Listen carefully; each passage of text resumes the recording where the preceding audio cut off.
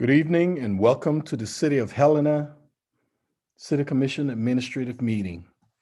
This meeting is called to order.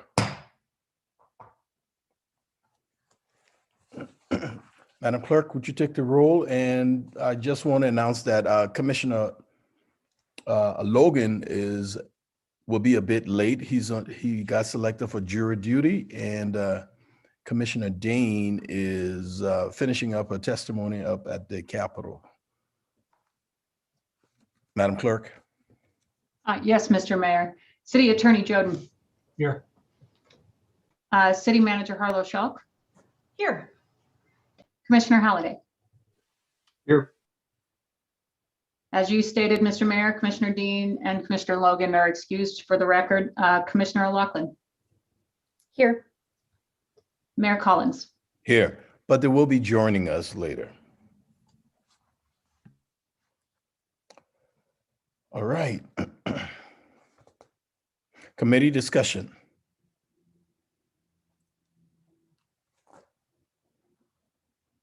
Madam Manager, or is that commission discussion? Any comments or questions from the commission or discussion?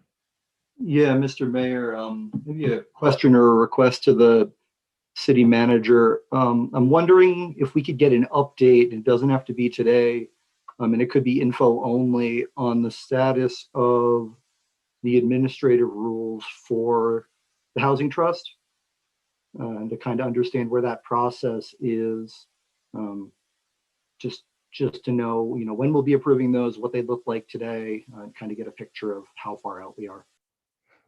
Madam Manager? You bet. Thank Okay. you, Mayor. Commission, you bet.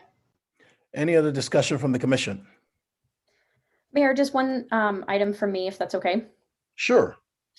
So Mayor, I had a chance just to talk briefly with you. I had also had a conversation with Commissioner Hunthausen, County Commissioner Hunthausen, about the potential of establishing a task force jointly between the city and county to start to think about the federal ARPA funds that are coming both to the city and to the county, as well as other buckets of funding that we may be eligible to apply for.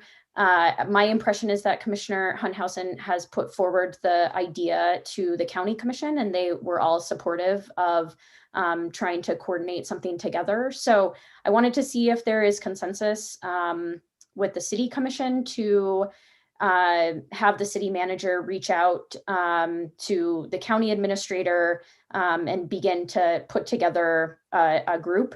In my mind, I think it's more than just government officials, but also stakeholders across the community, in thinking and coordinating all of the various funding streams that are available. You bet. I appreciate that. Yes, and I'll also get with Commissioner Hunthausen for further discussion, and we should be able to, I'm sure we'll be able to get a consensus, but let's wait till, I'll bring this up before the close of meeting when the other two commissioners are available, and we'll go from there. That's great. Thank you. You bet. And Mayor, I just say right now, I'm supportive of that approach. Great. Thank you. Recommendations from, any other comments from the commission? Okay. Recommendations from Helena Citizens Council. Madam Clerk, do we have a representative present? Mr. Mayor, Nancy Perry, I believe, will be the speaker this evening. You have the floor, Ms. Perry. Thank you very much, Mr. Mayor and Commission. HCC's main focus right now is on two topics: the city budget and, to a lesser degree, the e-bikes. And what I'm going to talk about this afternoon is the budget. The Helena City Charter spells out the purpose of the HCC in Article 4 of the Charter. It says, operating independently from the City Commission or city officials, the Helena Citizens Council shall review and recommend actions relating to the annual budget and make recommendations relating to future development of the city. We take that responsibility very seriously. Even as the city is currently engaged in defining the fiscal year 2022 budget, the HCC is currently engaged in preparing to write our recommendations. Our recommendations will address the proposed budgets for each of the city departments. At our last HCC meeting, which the city manager attended, and we were very happy to see you there, ma'am, we discussed the process of writing those recommendations. The first thing we have to do is learn about the current budgetary needs of each of the city departments and learn about the issues that the department is having that will impact their budget. And at the meeting, members of the HCC volunteered to research the various city departments. So we pretty much got every department covered by a volunteer. They are now doing that research and reporting their results to the budget committee. And beginning on Wednesday, May 12th, the budget work sessions with the commission are going to begin. And one or more members of the HCC will be at all of those meetings, listening for any mention of the issues that were raised during the research portion of our work. Tentatively, the HCC budget recommendations will be presented to the commission at the special commission meeting on May 19th. I say tentatively, we're not absolutely certain that we're going to have it ready by then, but that's what we're shooting for. And that's all I have to say. Thank you, Ms. Bear. Comments or questions for Ms. Bear? All right, moving along. City Manager's Report. Helena Regional Airport Authority reauthorization. Madam Manager. Hi, thank you, Mayor and Commission. And good afternoon. Good afternoon. One of the first issues that was brought to me as a legacy item was related to the airport, and also one of my first tours with in my new position here with you all was with the airport and their leadership on what the city is engaged in at the airport and the airport overall. And as I've continued to learn more and more around the airport, I also learned that this year is the reauthorization of the airport. It takes a joint resolution of both the city and the county in order to reauthorize the airport, which happens every 10 years. As part of that, traditionally, there's very, very little review in observing the documentation in the past. Very little review of the activity on the airport and as well the interactions that we all have and maybe even agreements that have been created over time. They're not really a part of that authorization document. And as a organization that's created as a result of the city and the county both agreeing in its authorization, the opportunity presents itself to address some additional legacy issues, not only in the reauthorization, but also whether or not those are best suited in leasing agreements or other types of agreements that operate outside of the reauthorization. So the recommendation to you all is that you arrive at consensus tonight to support the team, the staff, getting together with the airport and their attorney and the county and their attorney and discuss nailing down further just outlying issues that have not been really well documented. They're difficult to track down in a variety of ways, including assessments and those being paid or not at and on airport property, the actual vision of the property and where it's going. Is it and its leasing of those properties out there? There's a lot of revenue which comes from the airport overall, and it is a very important community asset, but it also is receiving a great deal of its revenue as a result of leases. And those leases making up greater than 60% of their operations, 43% of which are non-aeronautical.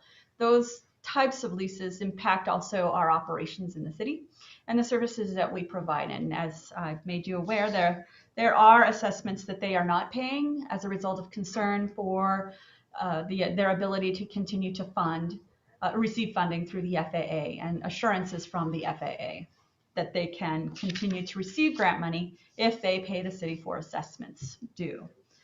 We don't agree with them on it, but I believe that the opportunity of the reauthorization is one in which we can actually reach a settlement on how to address this moving forward. Additionally, the method of leasing and how it is handled on the airport property, there is not written down documentation as to who at the city is the right designated individual to be notified of a lease moving forward. And we're still learning every single day new matters related to assessments and leasing. We as a city do not release the assessments. Those are accounted for at the Department of Revenue and are assessed through a geocoding system, which we do not create.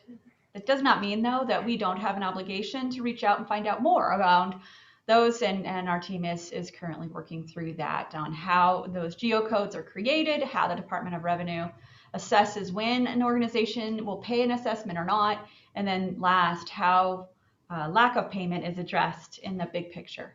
So those still need to be worked out. We feel more confident in understanding the complexity of issues, just having spent 6 months, really since I started, just going over the various issues. Today, even I learned that the city's health pool includes airport employees, that we bill the airport. So there's complex layers of interrelationship between the airport and the city, which have not been documented. And this, again, is that opportunity to even include those matters.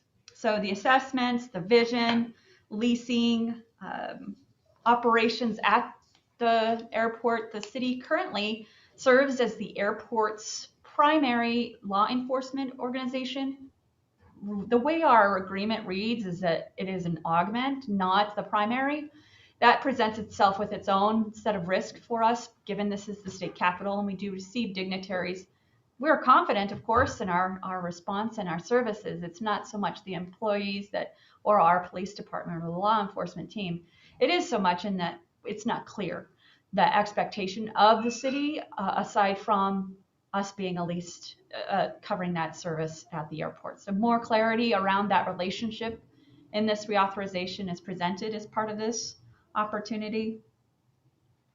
Also, we have other additional leases for the dispatch center as well. We have access to facilities on the airport for training. All of those are opportunities for us to be more clear with the airport.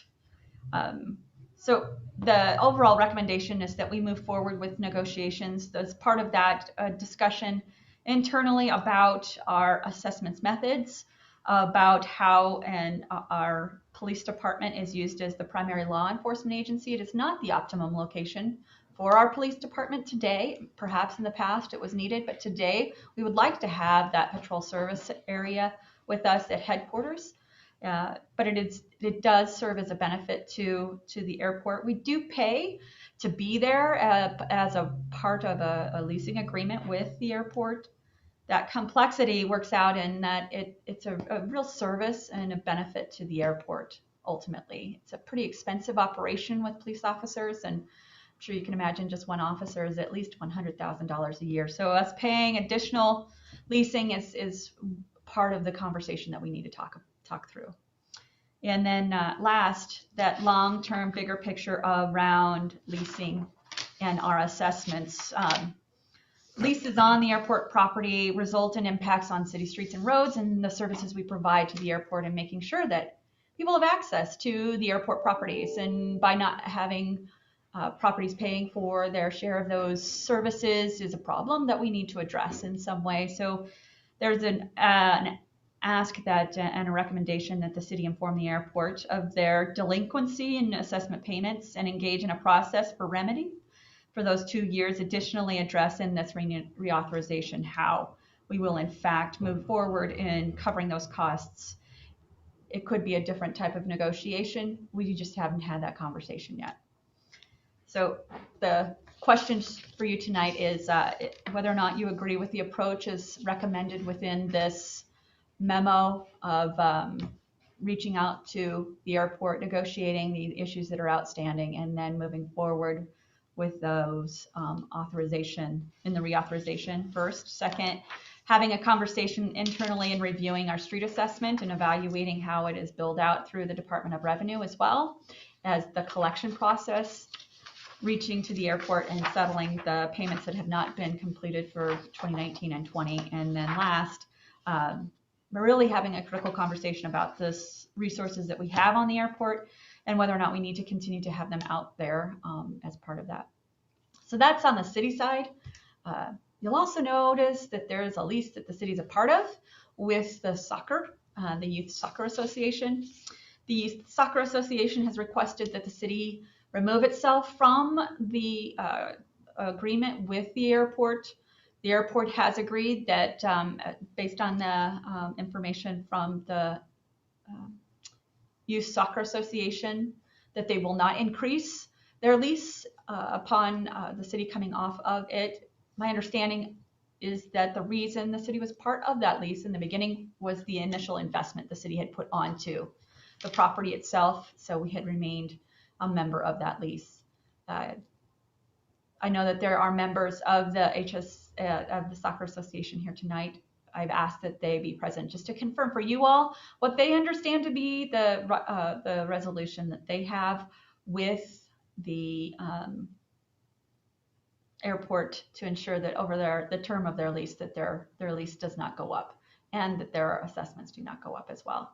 Coming on and off of those, that would be the concern that I would have for them as an organization since they're a nonprofit. With that, I know that's a lot and a great deal of detail. There's, I'm sure, more as we continue through this process of learning all of the things that have been agreed to over time that may not be written down, but my hope is that we can do as much as we can to add that with all of those additional items into this reauthorization and settle some outstanding issues that are legacy issues. I'll offer up any questions if you're, and like I said, I'd hope for your consensus. Thank you, Ms. Hallshaw. Comments or questions from the commission? So for the city manager or whoever you need to refer to, what is the total outstanding assessment amount? I mean, I've heard a lot about them, but just curious how much the airport has not paid for city assessments. Thank you, Commissioner Halliday. If I may, Mayor, I'd like to turn to our Finance Director, Sheila Danielson, to provide more detail on not only what the property itself, the airport has paid, but also the over 20 additional leasing organizations that are on that property who may or may not have paid assessments to date. Ms. Danielson, you have the floor. Yes, thank you, Mayor and Commissioners. So it's been a little bit complicated with the assessments out there because Costco is on the Airport Authority land and they are divided from the actual Airport Authority and receiving their own assessments and have been paying the assessments. But there Ms. has Danielson, would you speak up, please? I'm sorry, what? Would you speak up, please? Yes, sorry about that.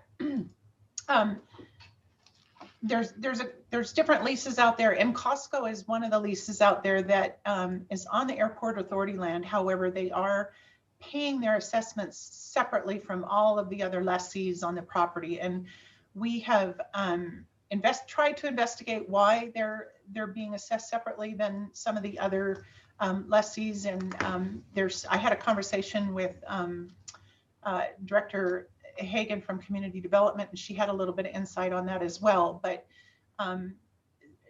technically, they should be part of the Airport Authority. So it's a little bit difficult to kind of determine whether or not that's outstanding from the airport or not yet. They are assessed $60,000 a year in street assessments that's outstanding. So that's about $120,000 now that's outstanding in street assessments. And they have also not paid any of their urban urban forestry assessments either. So I don't have it in front of me, but I believe it was right around the total amount outstanding with the airport is right around $130,000 to $140,000 that they haven't paid the city. Is that your recollection, Rachel? 344,000. Thank you. Sorry. That's right. Yeah, because they also have the street assessments on top of the other assessments. So yes, it is a substantial amount, and they have been disputing those assessments and have not paid them. So maybe a follow-up, Mr. Mayor. Go ahead, Commissioner. So, I mean, I know under state law, and I think under the local government provisions, there are ways for property owners to protest or dispute whether it's taxes or assessments.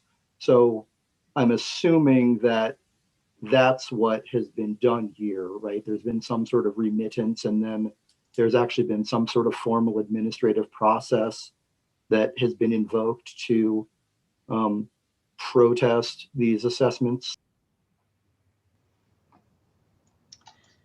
If I may, there's a process. Okay, there's a process specific for special districts and authorities in which this one must and does fall under. This organization falls under. We as a city must first pass a resolution, as I understand it, that we will go forward with seeking reimbursement and collecting on those assessments. The reason I say it in this way is because they're an organization different from and created as a result of the city itself and the county being created. Additionally, those, in the event the collection based on this ordinance, we must pass an ordinance to collect against the airport as a special district, and that must be certified by the county clerk. And then if in the event they do not make that payment, the property would go up for the property sale process. So you as a commission would have to pass this ordinance. We would have to then implement the next steps of collection. If they continue to not pay, then it goes into the sale process. So that's the reason why I was requesting your detail of your approval of moving forward with the collection, because the collection process creates this ordinance process. Thanks. And I guess my question's a little bit more step back. I know, for example, if I'm a property owner and I disagree with my taxes, I think I can file an appeal with the county tax board. I think I can go to the Montana Tax Appeals Board.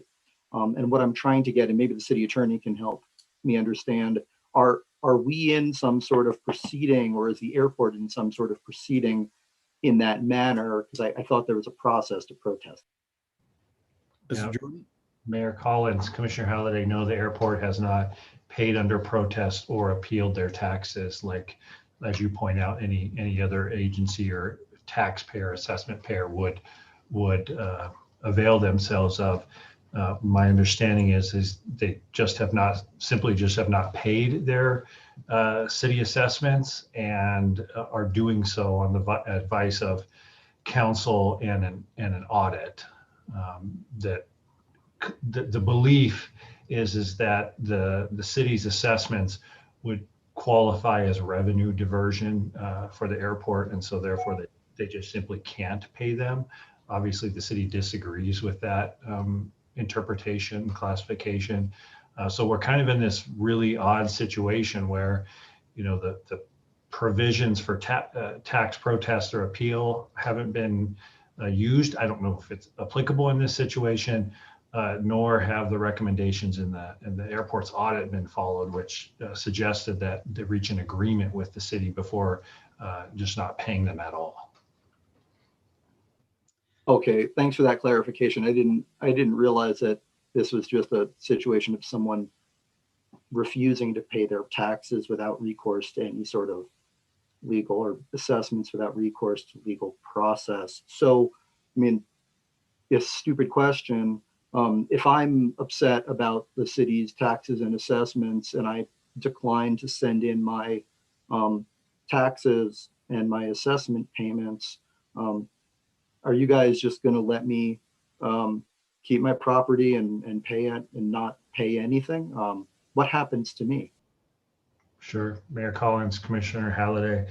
Normally, that is enforced by the county, would do a tax lien and a tax deed process. The property, of course, and we're going over this in a week or so with property the city is trying to acquire. But it would go to a tax lien. Anybody who wanted to pay the delinquent taxes could pay the back 3 years. The property owner would have a chance for redemption. And ultimately, if they didn't pay, the entity or person that paid those delinquent property taxes, which include city assessments, would then get a tax deed to that property. The concern here is we don't necessarily want the airport's property to go to tax deed and have a third party ultimately acquire the city or the what is ultimately city property that was deeded to the airport. Thomas, can I ask a clarifying question? Hold on. Thomas, we haven't made that decision though and chosen not to enforce. We do not do the enforcement. How is it that the enforcement is actually managed? Do we have an obligation to tell the county, or does the county manage that knowing that they collect?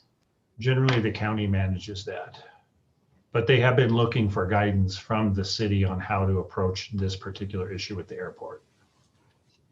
So I'm sorry, Mr. Mayor, I keep having follow-ups here, but and I'm hoping you'll tell me that there's some sort of safety net for us here. If we're talking about a third party could theoretically at some point purchase that delinquent lien, which it sounds like is somewhere in the tune of $340,000. Is there any, I mean, are they allowed to do that? Can you do that to public property like this? Mayor Collins, Commissioner Halliday, I don't believe so. And the county has not pursued that on this particular issue with the airport and the airport property. It's okay in limbo right now. Okay, because I'd hope like that we weren't saying that if somebody wanted to purchase the entire airport for $340,000 because the airport wasn't paying, because that, based on the numbers that we've been presented with, that would be something of a screaming deal to purchase that piece of land, irrespective of whether you maintained airport operations. I guess I don't really know, Mr. Mayor, if I have other questions so much as I'm a little confused about the process of any taxpayer, whether it's our friends at the airport or my neighbor or me, just choosing to not pay our assessments and tax bill without any form of recourse to process. We usually follow sort of due process of law on these things. It's just a little hinky to me. I'm not really sure what to do with it. Well, Commissioner, as the city attorney stated, it's a little different when it comes to the airport because of what the airport is. It's the airport. But any other comments from the commission before we move forward? Mayor, just a quick question on timing. Please go ahead.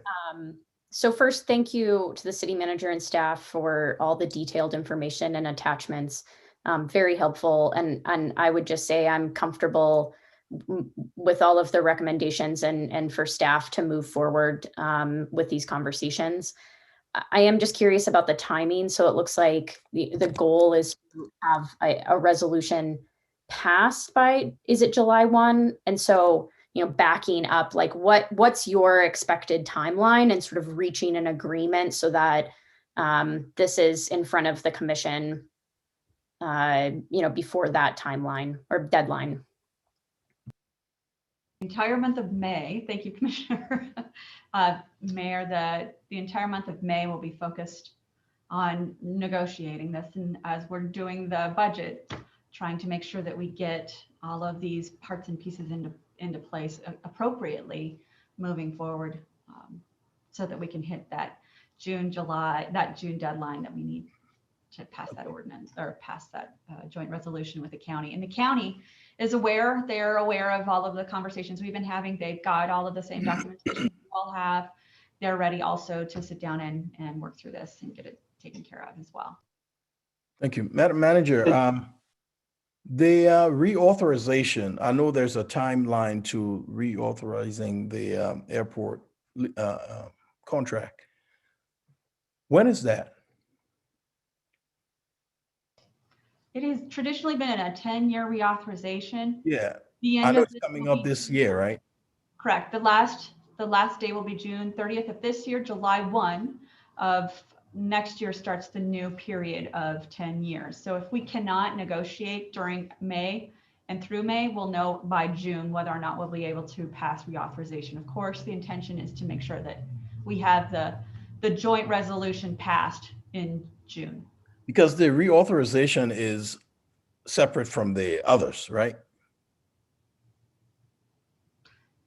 I'm sorry, can just ask The me. reauthorization, it's different from the lease and all the other topics that were mentioned. The great question.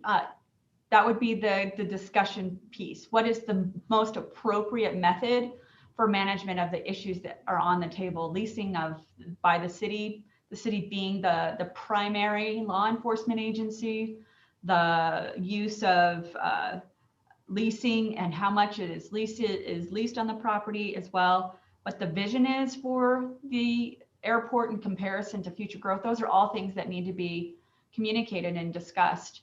Now, whether or not those should be in the reauthorization or whether they should be in separate agreements is the conversation we need to have, because what has happened in the past is that they're either in separate agreements and not tracked by the city very well, or they are not written down at all. And part of the reason I'm asking the question is because we do have a deadline. Correct. And I just hope that you would take into consideration that deadline when it comes to the reauthorization. Excuse me? Thank you, Mayor. Oh, and I have just another question. What's the benefit of the city leaving the lease of the airport field there, the soccer field? Why? The benefit to thank you, Mayor, that's a good question. The benefit of the city leaving the lease is to the soccer organization. They are wanting to make improvements on the property and believe that in order to fundraise, the best way for them to do that is to remove the city as a co-lease. They believe that having the city on there makes it more difficult for them to feel and communicate that they have enough control over the property to make the investment that donors would have. Now, I've received email from the airport that they don't recommend the city come off either. That is not a request of them. This is truly something of the soccer. Did the soccer association try reaching out to the city to explain that? Or this is the first time? Thank you, Mayor. No, this is the first time that and it began about a month ago in their reach to me, and I've been able to add it into this conversation. Okay, thank you. Any other comments or questions from the commission? Yeah, sorry, Mr. Mayor, a couple more popped in my head during. Okay, I'll have to read Commissioner the commission. So with regard to the timeline, Commissioner Laughlin was talking about yourself, Mr. Mayor, doomsday scenario, it's June 29th and we don't have an agreement. What does that look like? I'm assuming we'll have an agreement. Well, I like to assume too, but we all know the same. I'm being optimistic that there will be an agreement. Because I mean, so what legally, what happens though if there is no renewal on June 30th? Mr. Jordan, you want to take a stab at that? Sure, Mayor Collins, Commissioner Halliday, the airport authority would, my understanding is, would be dissolved, lack the authority to run an airport. The property would return to the city, and the city would have to, the city would have to run an airport if we wanted it to continue going. And that's the doom. I don't know if that's a doomsday scenario, but that's my understanding of if there is not authorization by the city and the county to run a regional airport authority, it would come back to the city and county. So I will admonish everybody to come to an agreement and work things out. Mr. Mayor, Go ahead, Commissioner Dean. just really quickly, thank you. Apologies for being a few minutes late. A question for Manager Harlow-Schalk, just based on those comments, though, since you'll be negotiating through May, we will have a good idea in the next 4 or 5 weeks as to, what decisions we need to start making. Is that accurate? Yes, Commissioner, that is. Thank you. So with regard to the question on assessments under federal law, and I appreciate you guys put that FAA decision regarding Portland in there. And then I think I had sent along to the commission, it was my understanding that that opinion has been upheld by the DC Circuit Court of Appeals, which, again, learning all of this administrative stuff on the fly, I think is sort of the grown-up court that resolves FAA decisions that would be then sort of binding on all of us, irrespective where they're coming from. And it looked like good news in the sense, the way I took it, that it clarified that at least the statement in the audit report was at least incorrect. And have we had any follow-up, as I had asked in my email, with the airport clarifying that the recent Portland case out of the DC Circuit at least negated the concern expressed by the auditor. Thank you, Commissioner. Now, do we have any comments from the public on this matter? Madam Clerk, would you please inform me if you have raised hands?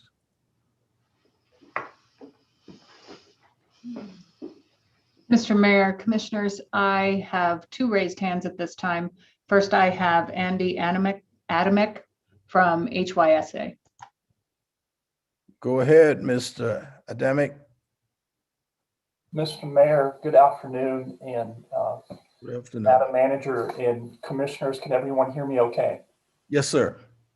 Thank you. I did want to respond directly to your question, Mr. Mayor, regarding HYSA approaching the city before this item became on your agenda today. We did have discussions with the city manager and explained in full detail the reasons why we were seeking for the city to be removed from the lease. And I'm happy to go through those points with you if you like. The primary motivation for us to seek that is so that we could secure a long-term lease and inform our members of that as we begin a capital campaign effort to make significant improvements to the current leasehold property. And we're in discussions with the airport for a long-term extension of the current lease and anticipate significant investment. And we thought that it would be important to those that we seek fundraising from that we could show we had secured that long-term lease, that we had control with specific purpose for the fields to be dedicated to soccer and open use while still available to the public as they are currently, as we share that resource with other nonprofits and youth sports organizations in Helena and around the state. That's the primary reason why we approached the city. I'd be glad to answer any other questions about the other reasons if you like. Yes, sir. And humor me. And I just, if the city remains on the lease, what is the disadvantage to HYSA? The disadvantage is that we may have major donors who are concerned with giving us significant sums, with concern that if the city remains on the lease as a leaseholder, that the city may be able to use the park for other general purposes besides soccer. We're looking at expanding fields. We're looking at potential artificial turf field. We're looking at potentially indoor space for indoor training. And that's how it primarily affects the fundraising aspect. And then there are just more practical aspects of why the club itself feels it's not necessary to keep the city on the lease, because we've established about 23 years of managing and operating it since it was created. Thank you. And so, and I'm just asking because I'm still a little confused. What if the city can guarantee that you will be able to do all the development and upgrades you're seeking? Well, the downside is, I guess I would speak for the city. The city hasn't had that level of involvement since we acquired the fields. The city hasn't essentially been involved in the operation or guaranteed, as you pointed out, any improvement or maintenance or cost or shared in any of those things. We have primarily carried that burden and established the ability to do that. So I don't mean to sound unappreciative, but the circumstances have changed since the initial acquisition and improvements, that we don't need the city, nor does the city need the potential exposure or liability of remaining on the lease, but not really being actively involved in the use, operation, maintenance, or control of the fields. It just seemed like a good time now, as our current lease is approaching its expiration in 2027, and as we're seeking to attempt to negotiate a long-term lease, that we would make that break with the city. We have other concerns. We carry insurance that includes the city as an additional insured. We have other responsibilities for parking and walkway easement obligations that we have carried that are potential exposures to the city, that we, the city doesn't necessarily need to be exposed in that manner. And we just primarily want to be able to show to our members that and to our potential fund contributors that we have a long-term ground lease that we exercise primarily control over the use of the field, to convince those folks who might be hesitant otherwise to dig deep into their pockets, Mr. Mayor. Thank you. Thanks for the clarification. Mr. Jordan, what's the next step on such a request? I haven't thought about that too much because it's been wrapped up in the bigger waiting for the direction consensus tonight. So I would defer to the manager, but generally I think the commission would need to consider the existing lease documents and I'd probably go to a regular commission meeting whether to relinquish its interest in the current lease. Okay. Thank you, sir. Any other comments? I see Mr. Whitty-Kemper is available. You have the floor, sir. All right. Thank you, Mr. Mayor and commissioners and Madam City Manager. Good to see everybody here today. Thank you for having us on the agenda. And I just wanted to let everybody know, to assure you that, the airport commissioners and myself, we are completely dedicated to working with you closely on all of the legacy issues. And Rachel and I have been communicating quite a bit on trying to dig out all those written agreements and make sure that we can find what exists and then what doesn't. We can tie those together and better clarify those things in the future. So we're more than willing to work through this process, and I share your goal, Mr. Mayor, on meeting the deadline, and we'll do everything we can on our end to support that and to be as helpful as we can through that whole process, because we truly believe that the Airport Authority has been a good arrangement. We feel like we've done our fiduciary responsibility to run the airport as best we can and do it efficiently and cost effectively. And we'd like to see that continue. I think the leases. Happy to visit with everybody about any concerns on leases. That's as was pointed out, that's a big piece of our revenue stream. And part of the reason of that, of course, is when we were a city county airport, we were funded by mill levies. And since we became an authority, the mill levies were ultimately kind of removed from our revenues. And so we've kind of relied on looking for those other revenue sources to cover all of our expenses, which, as any complicated entity such as a city or an airport continues to increase. And so we're just trying to do the best we can to find ways to cover costs and those kinds of things. But at the same time, we understand the concerns with the assessments. I mean, we certainly want to be a good community partner. And, it's been a very complicated issue to go through.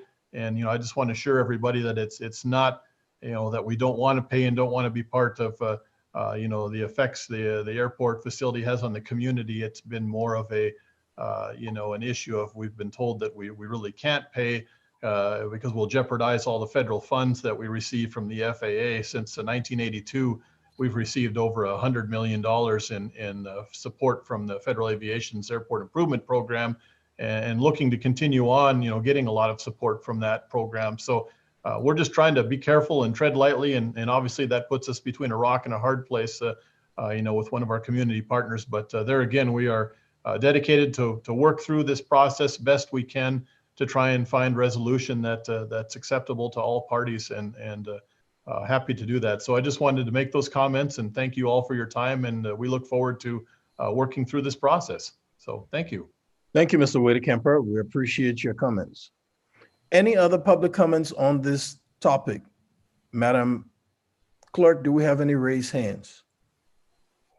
Mr. Mayor, if I could, I just wanted to Yes. maybe Please, address, comment. answer Commissioner Halliday's questions about the Portland case. I agree that the district courts or the DC courts finding gives that Portland case the weight of law. And I agree the audit didn't seem to appreciate that, or I think the timing of it came after. And we need to have that discussion with the airport because it's clear under that Portland case that the imposition of the city's street maintenance, its stormwater, its urban forestry are operating costs, not capital costs, not revenue diversion. Along those same lines, we want to be careful with the soccer lease that anything less than a fair market value lease could also be perceived as revenue diversion. So we got a couple of, combined issues that are swirling together over airport revenue. Thank you, Mr. Jordan. Mr. Adamic, you have your hand raised. Yes, Mr. Mayor and Attorney Jordan, I did just want to respond to that one comment. HYSA would not come forward to the city seeking for its removal unless we had the belief and understanding that there was a grandfather and waiver for our current lease rate that would continue under the continued amendment. That's one component for the city to consider in terms of revenue, but there's a far more important, more valuable revenue stream tied to our location at the airport, and that is the hundreds of thousands of dollars that HYSA brings into the local community for our tournaments and our training and our summer camps and the high school athletic events that we share the fields with to occur. So as the commission considers this request and this issue and the revenue part of the income to the airport authority and secondarily to the city, I hope that you all keep that component in mind to help ensure that we can remain at that location and expand our activity and draw more people in to use those fields more months out of the year with the improvements that we're proposing. Thank you, Mr. Mayor. Thank you, sir. Any other comments from the public on this topic? Madam Clerk, do we have any raised hands? Mr. Mayor, Commissioners, I have no other hands raised on this topic. All right. Thank you.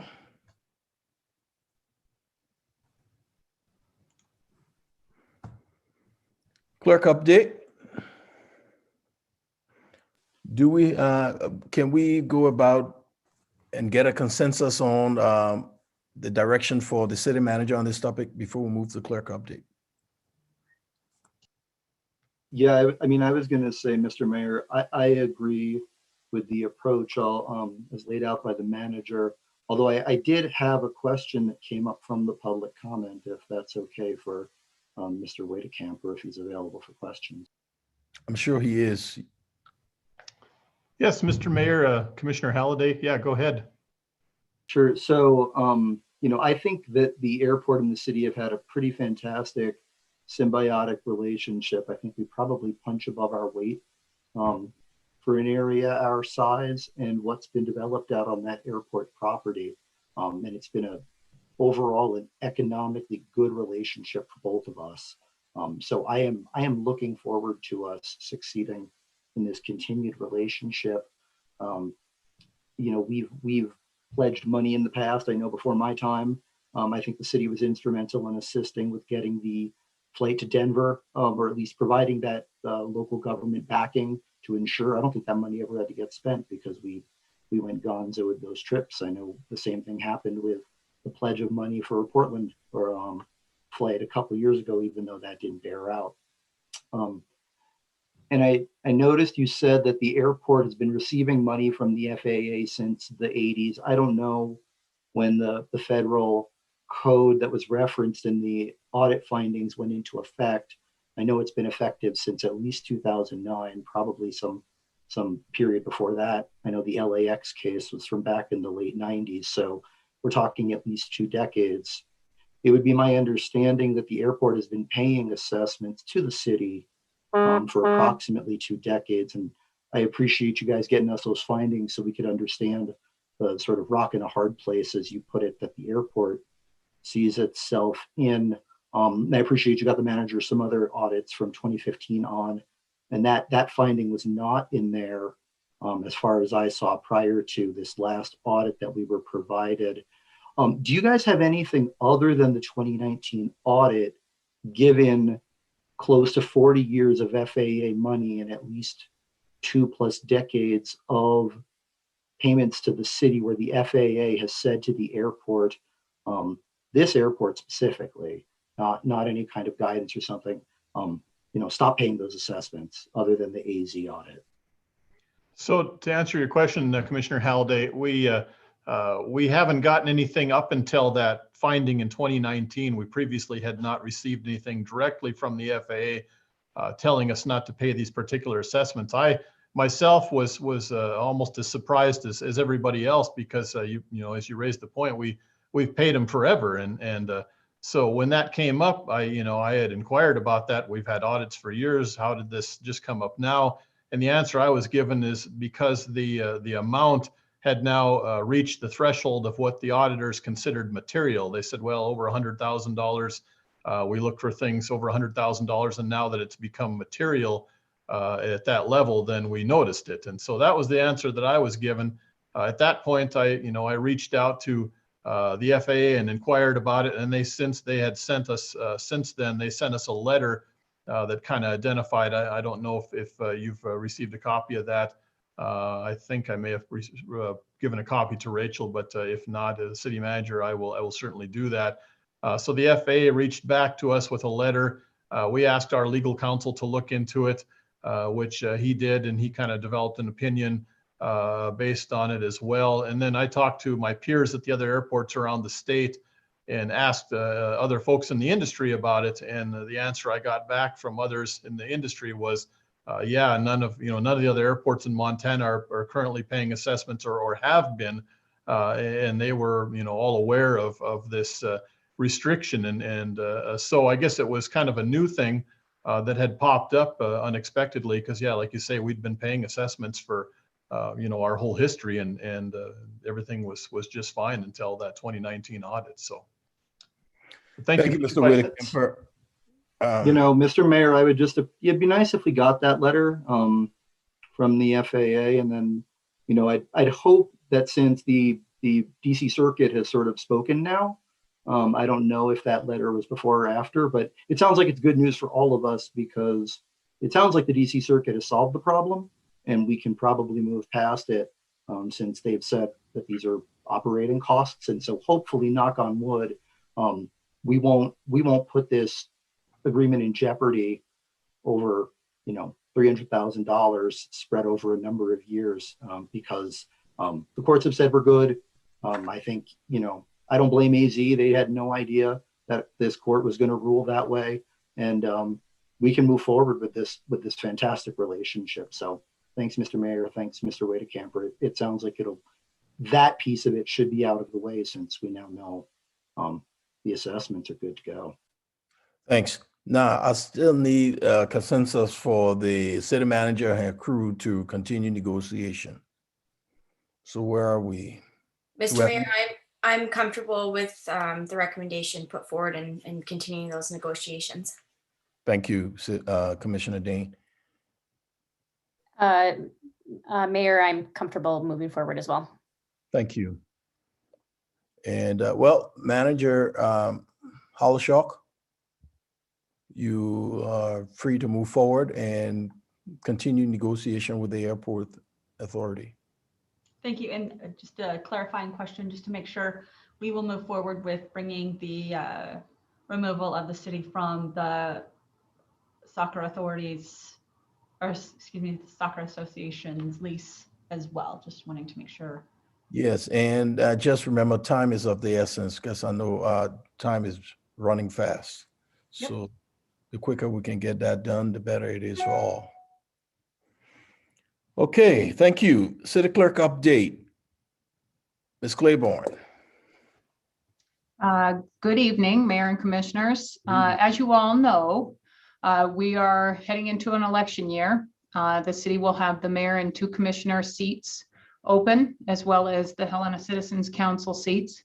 The MCA allows for the city to request by resolution that Lewis and Clark County Election Administrator conduct the election by mail ballots. If necessary, the city will hold a primary election on September 14th, 2021, and a general election on November 2nd, 2021. The resolution allows for the city to request that the Lewis and Clark County Clerk and Recorder, Election Administrator, use auto mark machines as well for the elections or another comparable viable technology. So tonight I'm requesting a consensus approval to conduct the election by mail ballot for the city's 2021 primary, if necessary, and general elections, and to move this along in the process to bring the resolution for formal approval at the next available city commission meeting. I'm available for any questions, as is City Attorney Joden. Okay, thank you, Madam Clerk. Any comments or questions from the commission? Mr. Mayor, I'd be in favor of moving to an all-mail ballot and supporting the recommendation. Thank you, Commissioner Dean. Any others? Mayor, I'm comfortable with that as well. Thank you, Commissioner O'Loughlin. Works for me. Great. And Madam Clerk, it's also fine with me. So please move forward with the recommendation. Thank you, Mayor and Commissioners. Department items needing direction, feedback. Oh, okay. The electronic bicycle policy and public process.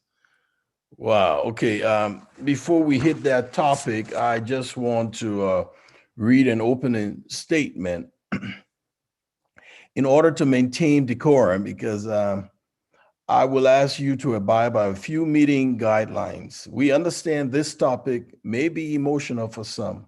However, I ask you to be respectful of the commission, the panelists, and all participants. Any use of profanity or hostile language is unacceptable. You will be asked to refrain from using any such language, or you will be removed from the webinar. Further, I ask you to be respectful of the many who wish to speak on this topic. Please be mindful of the previous comments and avoid redundant commentary.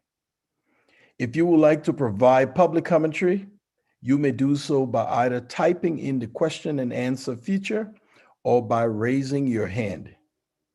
If you are participating by telephone, you may raise your hand by pressing *9 and mute or unmute yourself using *6.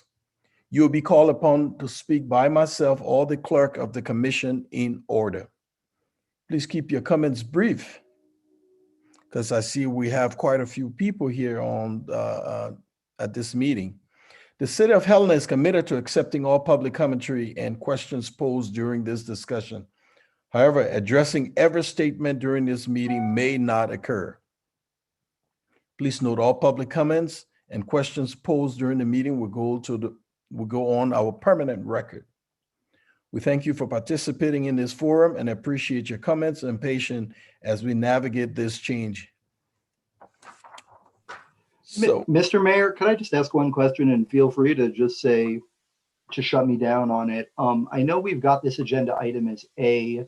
We have items B and C on department direction. We have 2 information only items.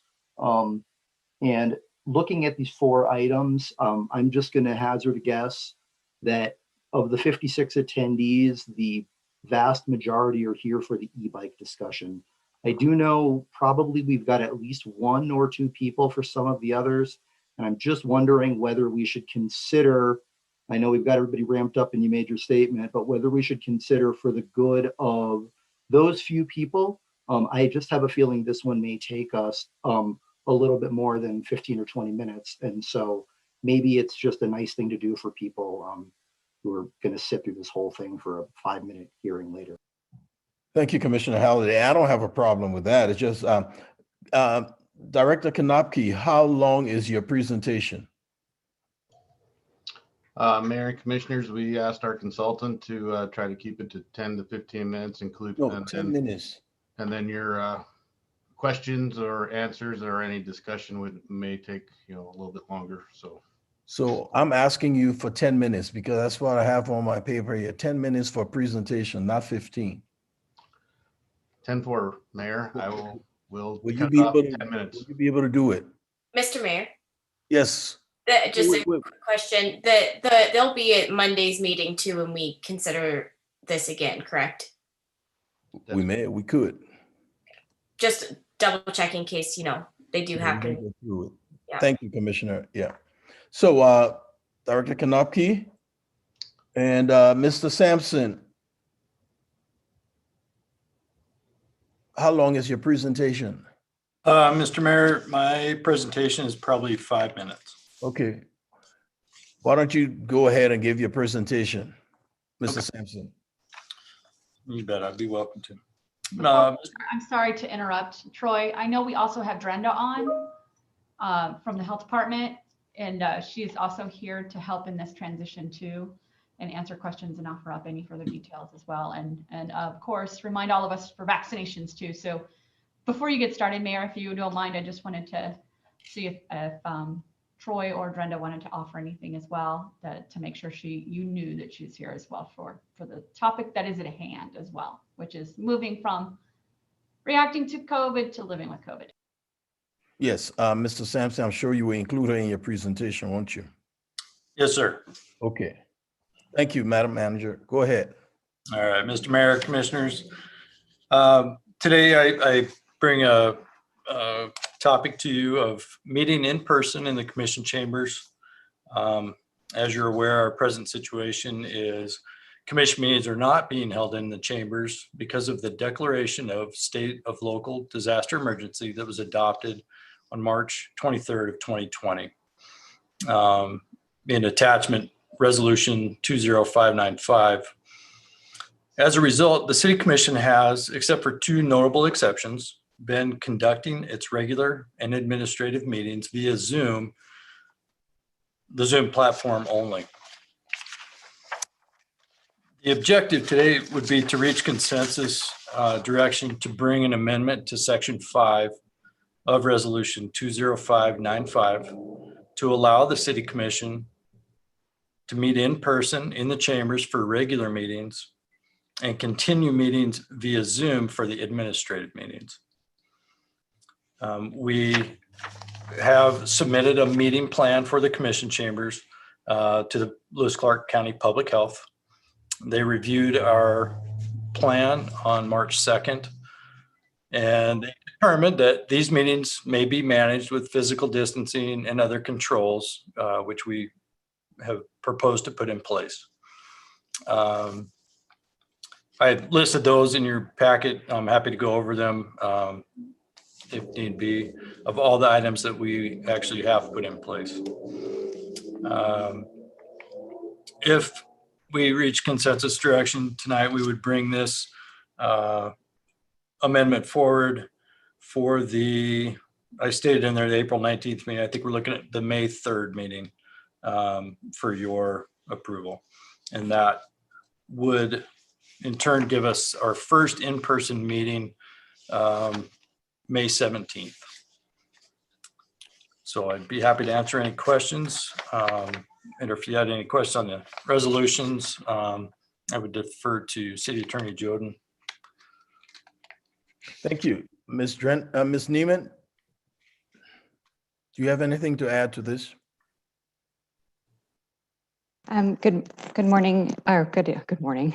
Good evening, Mr. Mayor and members of the commission. I would like to just offer myself up as a resource to answer questions as it relates to making any of your operational changes as we do transition from a virtual platform and many of the things that we're doing into a more in-person situation. And do appreciate the city taking the effort to put a plan together, and we were happy to provide the feedback and technical assistance. We do see that the plan includes adequate controls, and physical distancing and masking continue to be really important. As we know, those are two tools that we have used now for over a year to help limit the spread of the virus in our community. I can also at this time, unless you have some other questions or conversation that you'd like to have as a commission, can offer just a brief update on how things are going with the vaccine. So Mr. Mayor, I'll let you give direction on if you want to proceed with your conversation, and then. Go ahead with the update. Great, Mr. Mayor and members of the commission, I will just take 1 second to share my screen and give you. Madam Clerk, does she have authority? I do. I'm just fumbling a little bit. There we go. So what you see here is our vaccine progress as of last week. This gets updated weekly on our COVID-19 hub, which can be found easily on our website. What this shows you is that as of last week, we have administered over 45,000 doses of vaccine in the county. It also breaks down partially vaccinated and fully vaccinated percentages for you, and that is of the total eligible population in the county. So at this time, we are setting very nicely at 50% partially vaccinated and then 32% fully vaccinated. Again, this is data as of last week. I would like to pull this chart up for you. You can see here on the bottom tabs, we have projected partially as well as projected fully vaccinated. This is calculated based on our current pace at which we are able to administer the vaccine in the county. And what we are projecting as far as time frame for percentages of fully vaccinated of eligible residents in our county. So what you can see here is a projection of about 50% in early June will have fully vaccinated eligible. So the other piece to this presentation, however, is that the interest in vaccine and the desire to get vaccinated is starting to slow. So the big mass vaccination effort out at the fairgrounds, the large point of distribution effort, we will be closing that large mass vaccination effort for first doses on April 28th. And we will keep that fairgrounds operations open through second dose, which is right after the first part of May. And so your timeline of getting back to face-to-face operations and meetings aligns with a kind of a drawdown of vaccine efforts. Vaccinations, of course, will be available in the community in other by other providers. So St. Peter's Health and Pureview Health Center are both doing by appointment for their patients. Pharmacies are all gearing up and have vaccines available by appointment. And we will continue to do mini mobile clinics throughout the city of Helena, East Helena, and throughout the county as well. So as we see the operations kind of close down at the fairgrounds, there will be plenty of opportunity for residents to continue to get their vaccine. But the timing seems to be about right as far as getting the majority of people who want a vaccine will have an opportunity to get that vaccine. And so getting back to face-to-face operations seems reasonable. Thank you. I'm happy to answer questions. Thank you, Ms. Neiman. Questions or comments for Ms. Neiman or Mr. Sampson? Mr. Mayor, I have a question for Ms. Neiman. Go ahead. Thank you, Mr. Mayor. I'm curious, in this data, are you all pulling the vaccinations that are being done also by like Helena Indian Alliance, the private pharmacies, all of those, they're all getting pulled into this data? Mr. Mayor and Commissioner Dean, yes, this data includes almost all of the vaccine providers in our county. We might be missing just a few, but they're not the big ones. We are getting the VA's data, the pharmacy's data, private practitioners within the community that are administering, as well as our big vaccine hub. So it is not fully comprehensive, but pretty darn close. Awesome, thank you. Well, and Mr. Mayor, I just wanted to say too, Ms. Neiman has been just a hero in the whole community for this last year. So thank you for everything that you've done and your whole team, because this has been a long, hard year, and really grateful and proud that you're leading the effort. Thank you, Commissioner. Thanks again, Ms. Neiman. Any other comments or questions from Mr. Sampson or Ms. Neiman? Mayor, I have one. Go ahead. And I'm not sure who best to direct this to, but just in relation to, first, thank you for the memo, Troy, really helpful. And I think all of these guidelines make a lot of sense. I was just wondering about masks and sort of what you all are anticipating as far as the requirement to wear masks for members of the public, and what that process is gonna look like moving forward for inside the chambers. Okay, you got Mr. Mayor, Commissioner Lachlan. Right now, with the county mask order in place, we're obviously observing that and have the signage up in the building. Masks would be required in the commission chambers for the public. We have masks available at the door if they're unable to have one, along with the social distancing. My understanding is if someone is speaking, they could remove their mask. We have distancing, if someone's at the podium, they could remove their mask for that, speak, and then put their mask back on. Or if we need to identify somebody's identity, they could remove their mask. So, signage is clear. All the precautions are in place. We are set up also to be able to do the hybrid, so we can still do, participants can participate through Zoom. So that all of that is in place also. Okay, thank you. Great, that's helpful. And Mayor, just one quick additional question, just on the IT and the tech component of this. I know there were some challenges with the one meeting where some commissioners were there in person, and just like the audio for those who were on remotely. Do you feel comfortable moving forward that those issues will be addressed when we go back to in person? Yeah, Mr. Mayor, Commissioner O'Loughlin, we did find the issue with that sound quality and have since resolved that. So we're confident that the sound quality is going to be much better. And we're also in the process of working with a sound engineer to help us move forward with better technology for the long term, and help us incorporate all these meetings so that people have the ability to participate in every platform, whether in person or from another platform. Great, thank you. Thank you, Mayor. You bet. Comments from the public on this topic?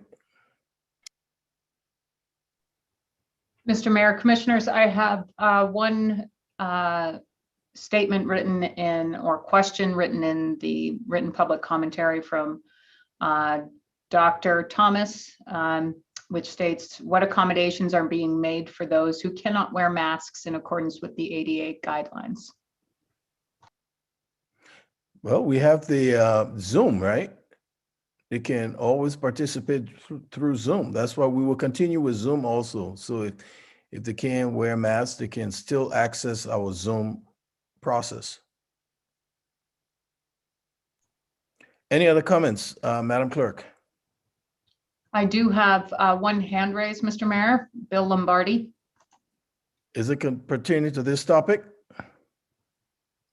No, that's for the other topic, Mr. Mayor. Okay. Thank you. You bet.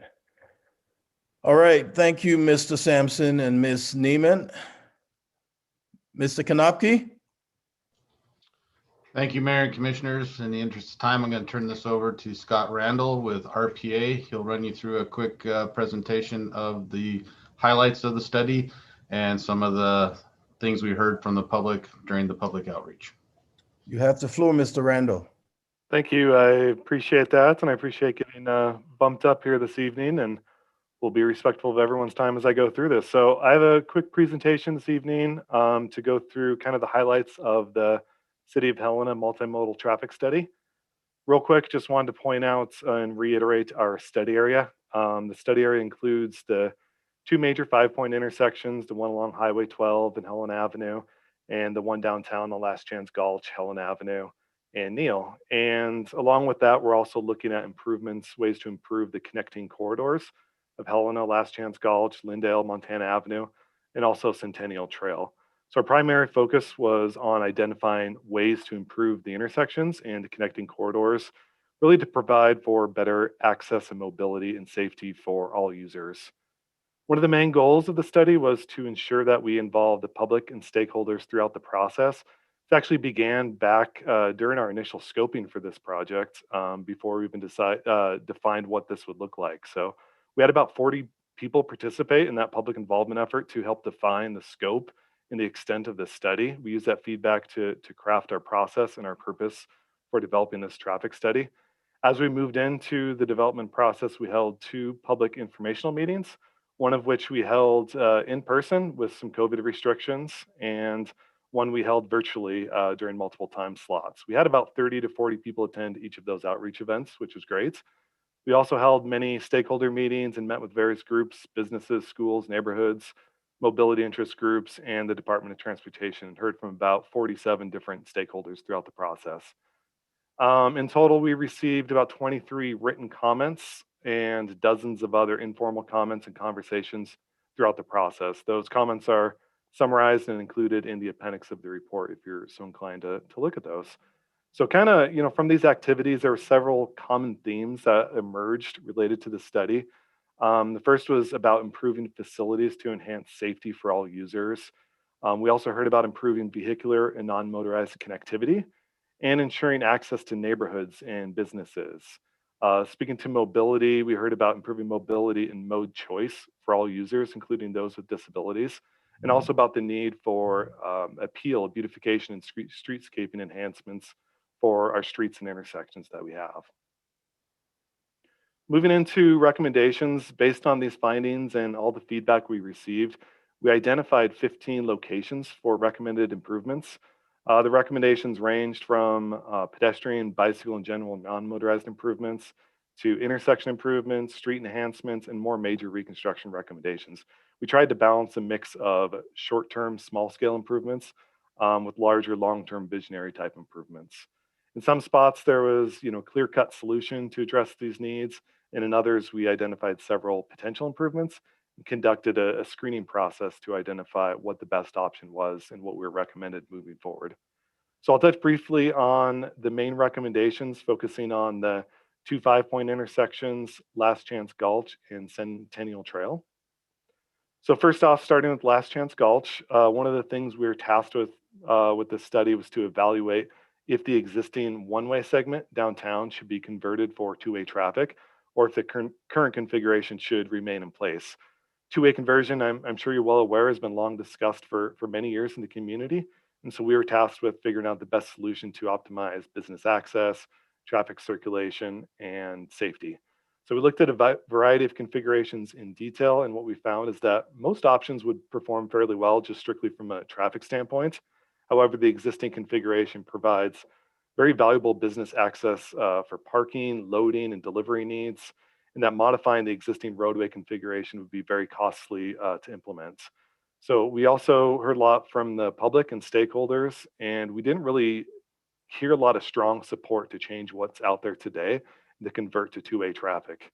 So based on this evaluation and feedback, the study's recommending maintaining the current two-way two-lane one-way configuration as it is today, and looking for opportunities to enhance what is already out there.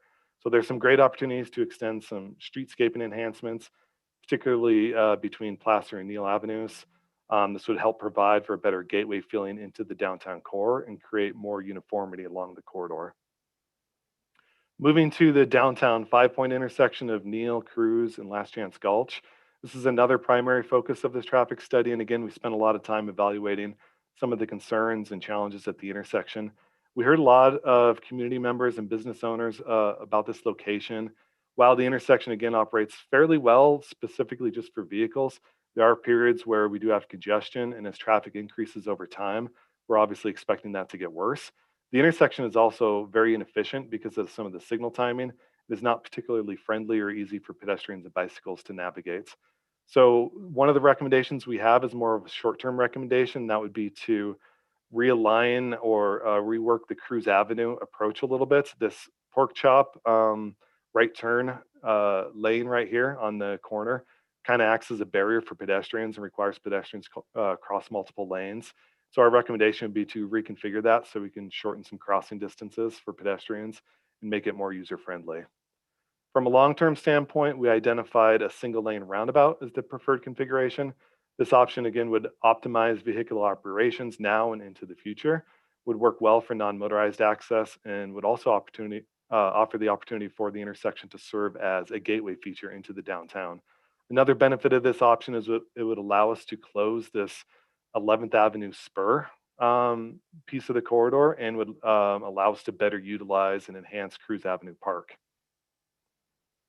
Moving to the second 5-point intersection, the more major one on Highway 12 and Helen Avenues. Again, this intersection operates fairly well for vehicles, albeit with quite a bit higher traffic than the downtown and some increased congestion during peak periods. The signal phasing, again, because of the multiple legs, is very inefficient, and the intersection serves as a pretty major barrier for non-motorized users. It is also a barrier in general for the 6th Ward area, since left turns from Lyndale Avenue from Highway 12 onto Helen Avenue and onto Montana Avenue are not currently allowed. And unless you're familiar with the area and know kind of the workarounds to use Helen Avenue and to use different routes, it's not clear how to access those areas through the major intersection. So as with the downtown intersection, we studied a range of options and looked at the pros and cons of each. And what we found was that, again, a roundabout configuration was shown to best balance the operational and access needs at the intersection, although not without challenges for implementation. The configuration is fairly costly, as it's a very large configuration and would have a bit bigger footprint than what is out there today. So we did definitely hear a range of opinions about this intersection, probably more so than any of the other intersections or locations we looked at.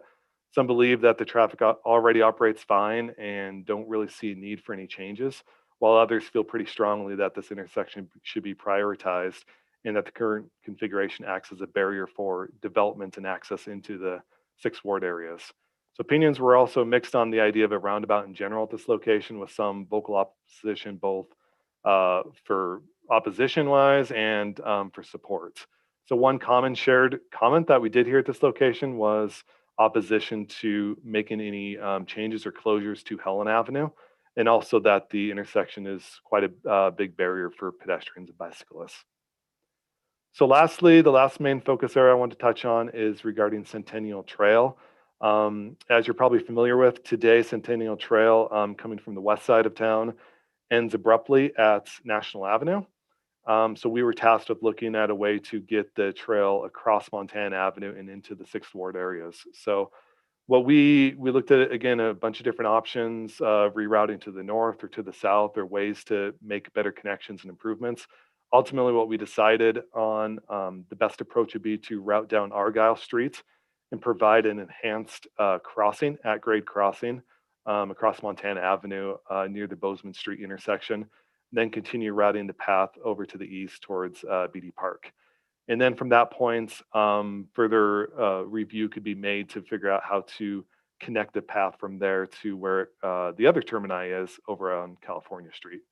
So we heard a lot of really strong support about the need for extending Centennial Trail to the east across Montana Avenue. A lot of commenters noted the importance of providing non-motorized connectivity in the area, and really wanting to support and see this path connection get made and finalized. So I kept that pretty brief for you. I'd open it up to any questions you might have, and I really appreciate your time and allowing me here today to present to y'all. Thank you, Mr. Randall. Questions from the commission? Mr. Mayor. Go ahead, Commissioner Dean. Thank you, Mr. Mayor. I might have missed this in some of the materials, but I did not see it in the big 60-page study. But do we have access to the public comments and discussions during those public meetings? Yes, there is a discussion in the report itself. There's a chapter devoted to public and stakeholder involvement that kind of provides a high-level summary of what we heard. And then also there's an appendix that provides the written public comments that we've received as well. I will look for the appendix then. Thank you. Mr. Mayor, in the interest of time, Mr. Randall, are you going to be joining us and doing a similar presentation on Monday evening? I sure would be available to if you want me to. Yes, absolutely. Sure thing. And we will, Madam Manager, if you can squeeze him in somehow for Monday, that would be great. Yeah, Mayor, I actually have a question on that because it's on our agenda for Monday, and this is really maybe a question for Director Konopke or for the city manager. What is it that we are approving on Monday, and then what are the next steps? If you wouldn't mind going through that just quickly. Yes, Mayor and Commissioner. What we're approving is the study itself to move forward these recommendations. So moving forward in our CIP process and our planning process, we have a guiding document.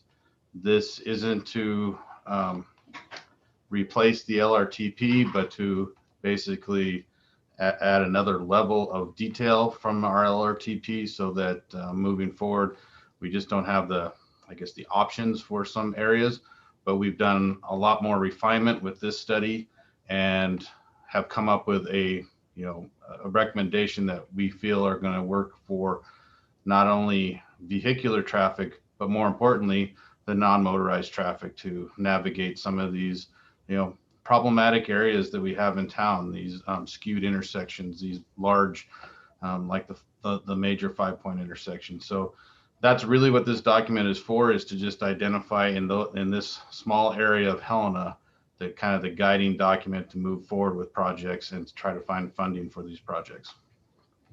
Thank you. And any public comments on this topic? Thank you, Mr. Randall. Thank you, Director Konopke. Mr. Mayor, Commissioners, I apologize. I do have a couple of written public comments. If you don't mind, I'll read them into the record. Please do. From Eric Fever, is there any ongoing discussion about building pedestrian and bicycle bridges along Centennial Trail over Benton and Henderson? And from an individual labeled as K. Robinson, how will pedestrians cross at the roundabout at Neal and Last Chance, and can the crosswalk have flashers? Mr. Mayor, also, Eric Fever does have his hand raised. I'm not sure if he just wanted to read his own question or if he has any additional comment to add to that. Sure. If it's concerning this topic, please allow him to. No, I'm good. I'm glad to have the question read. It's a pretty good question. Thank you. You bet. Okay. Any other public comments? Thank you, Mr. Randall, and thank you, Director Konopke.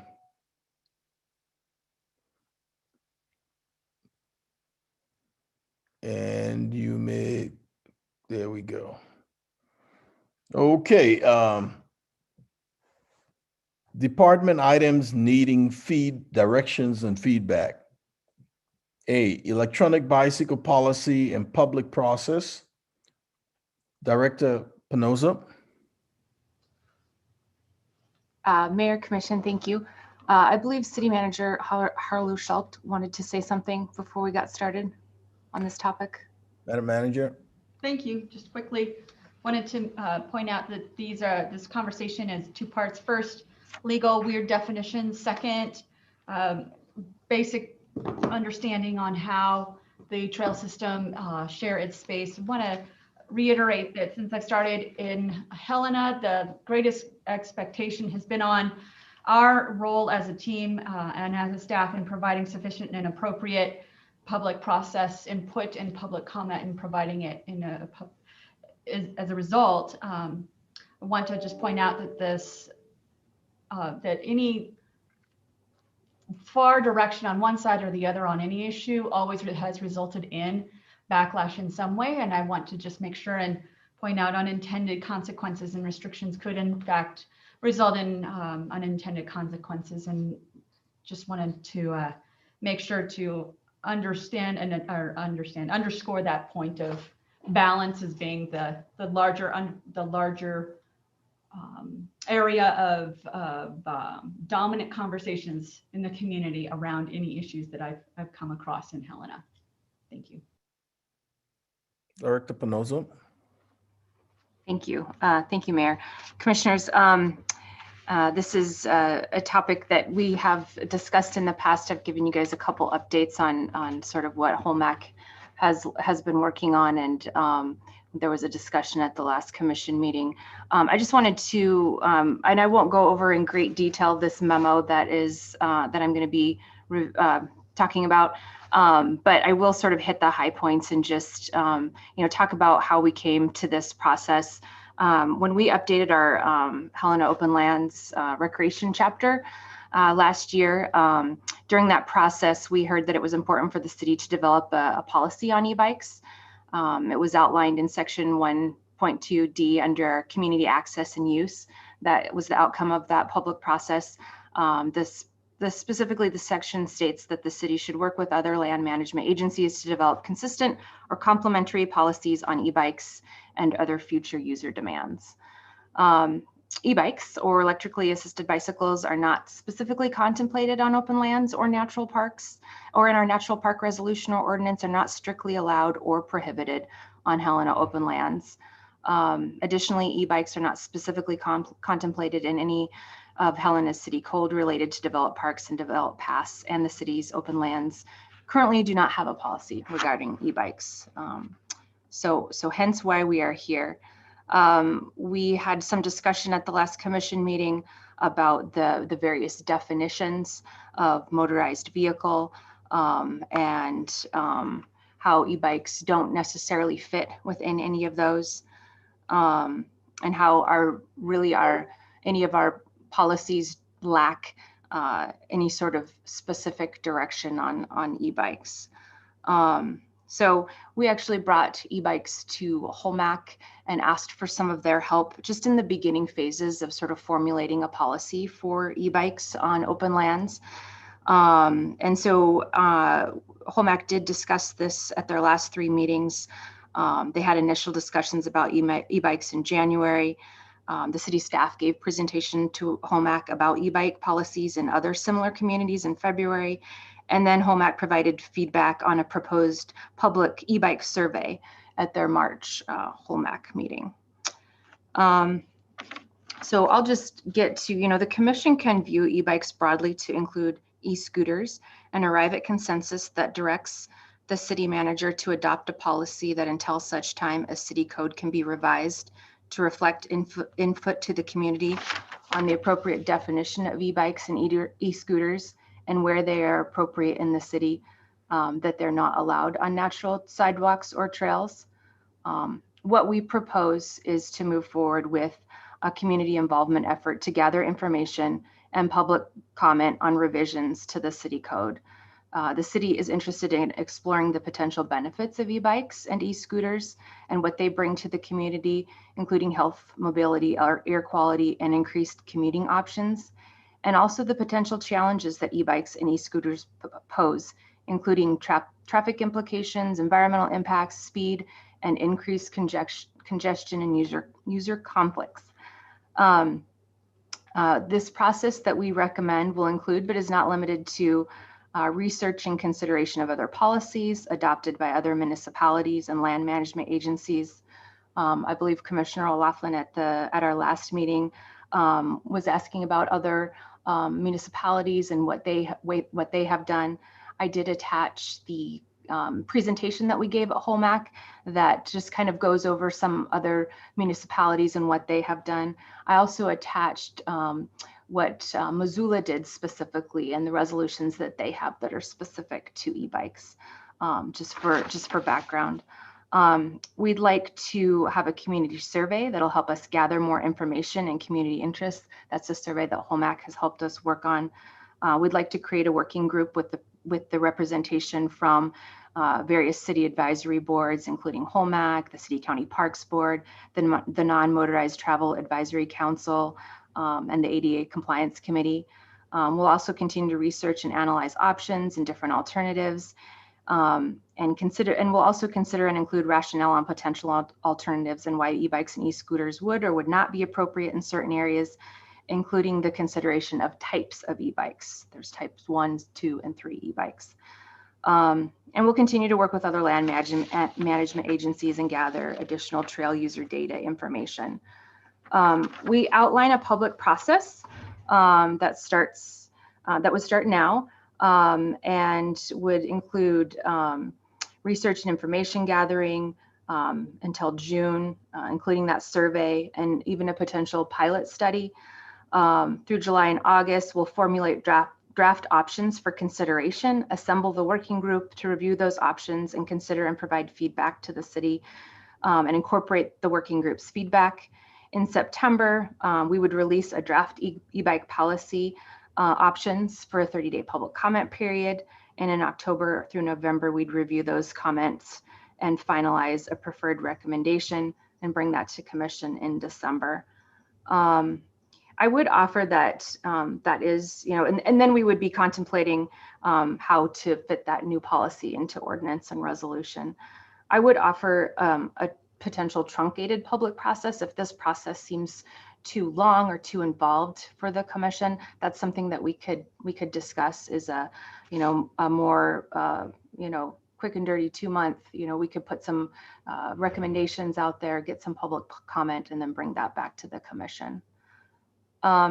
We have other alternatives if the commission's not interested in a public process at all, that the commission could give us consensus direction on where e-bikes and e-scooters are and are not permitted or appropriate throughout the city.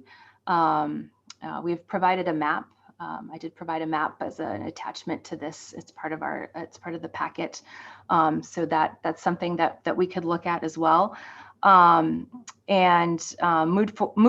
Move forward with various city code revisions and resolutions to ensure e-bikes and e-scooters, including specifications on type 1, 2, and 3 are defined in code and appropriately allowed or not allowed in specified areas or types of trails, rights of ways, developed parks, developed paths, paved paths, or any transportation systems.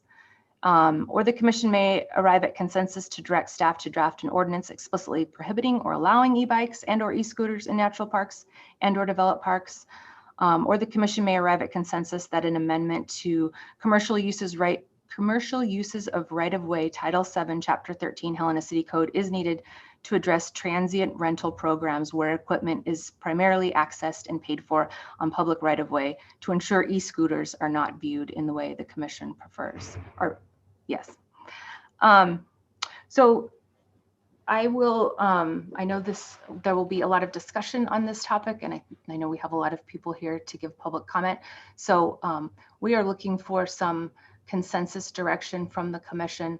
Our recommendation is to move forward with a sort of a robust public process that looks at e-bikes and where they are and are not appropriate across the whole city, including our commuter trails and Centennial Trail.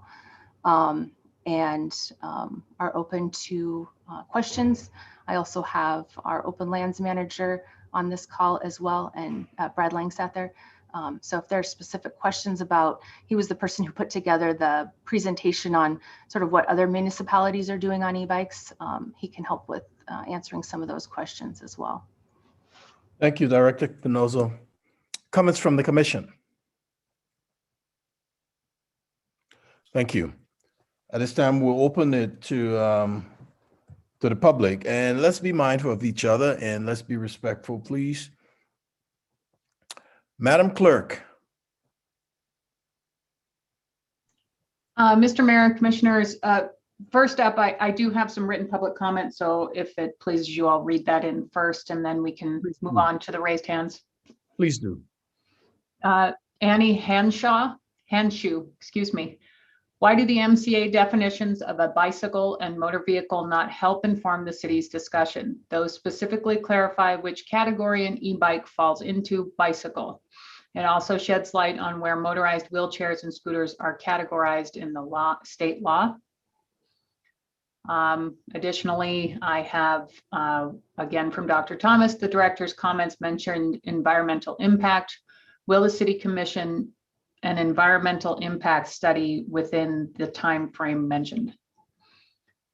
First up, I have Bill Lombardi with his hand raised. You have the floor, Mr. Lombardi. Thank you, Mr. Mayor and Commission.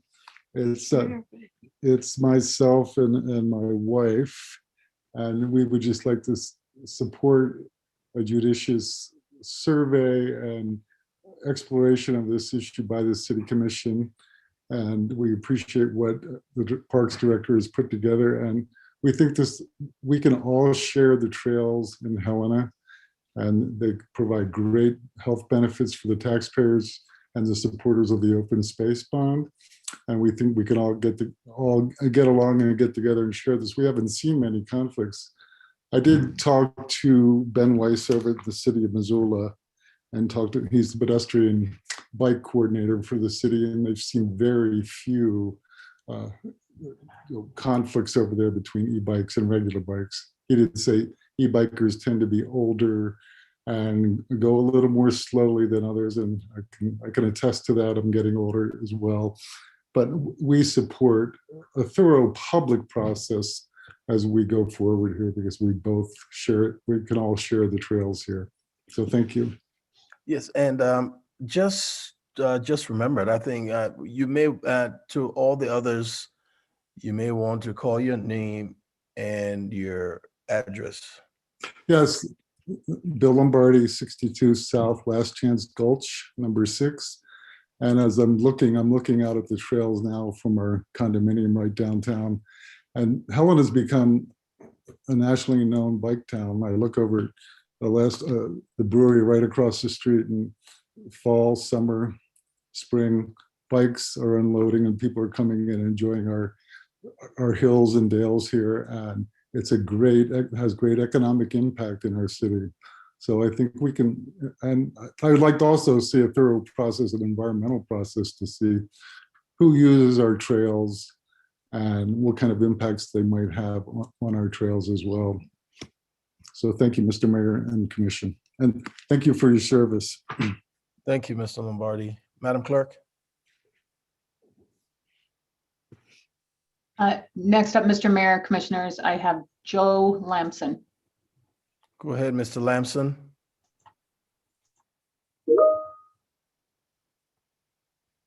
You are muted, Mr. Lamson. Mute here. Okay, thank you. Now can you hear me? Yes, sir. Okay. Hi, I'm here speaking tonight on behalf of myself and my wife, Lori Lamson. We've been longtime Helena residents. Your address, sir? What's that? Your address? Oh, address. I'm sorry, Mr. Mayor. 612 Touchstone Court. Okay. And we moved to Helena 47 years ago, raised our boys here, have been active through the whole open space areas long before they were open space areas. It is a very valuable asset.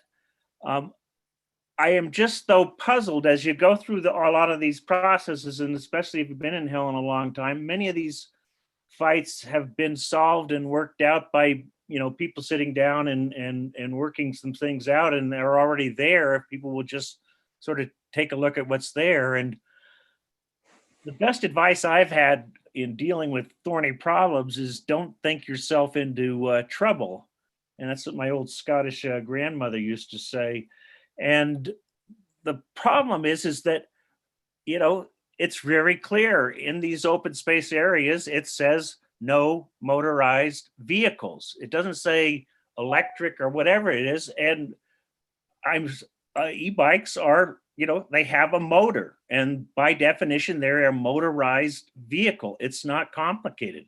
Now, I understand down in the city with the new scooters and the marketing programs and all that on how they're, take a look there. But on the open space, that is not a place for motor vehicles. If the logic is that it's because it's an electric motor, it is somehow not a motorized vehicle, then why can't you drive, golf carts and electric vehicles all over the hills? That's not what what we're recommending on that thing. My wife and I, we both have bikes. My wife has an e-bike, but we have no intention of going onto the open space areas with that e-bike. In Montana, right at our doorstep are hundreds of miles of roads in the most scenic part of America that you can ride your e-bike straight up those roads all over the backcountry of any place in Montana on those designated county and Forest Service roads, and see tremendous scenery, wildlife, everything. You don't need to be riding them every single place just because it's more convenient for you or you're getting older. I'm older too. But I think adding another layer of users in our wonderful system that we have right now it causes congestion. I mean, you go any other place in the country where your population thresholds are so high that just the sheer number of people doing a variety of little things. Mr. Lamson, would you please wrap up? Yes, and that's the final word there, Mayor. I'm sorry that I get going a little bit on this, but this is not hard. No motorized vehicles means no motorized vehicles, and an e-bike has a motor. Thank you, Mr. Lamson. Madam Clerk? Next, Mr. Mayor, I have Noreen Freestad. Go ahead, Ms. Freestad. I am in favor of e-bikes and e-scooters being used as alternatives to gasoline vehicles in our city for commuting, running errands, pleasure riding.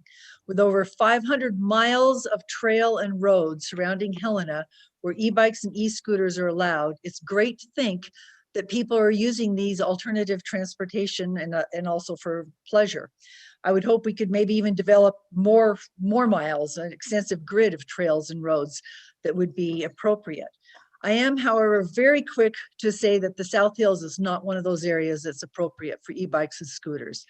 There is no place for them on our open lands where our soils are thin, vegetation sparse, and trails are easily degraded by foot traffic and bicycles, let alone e-bikes. Introducing another user group to these trails is very ill-conceived.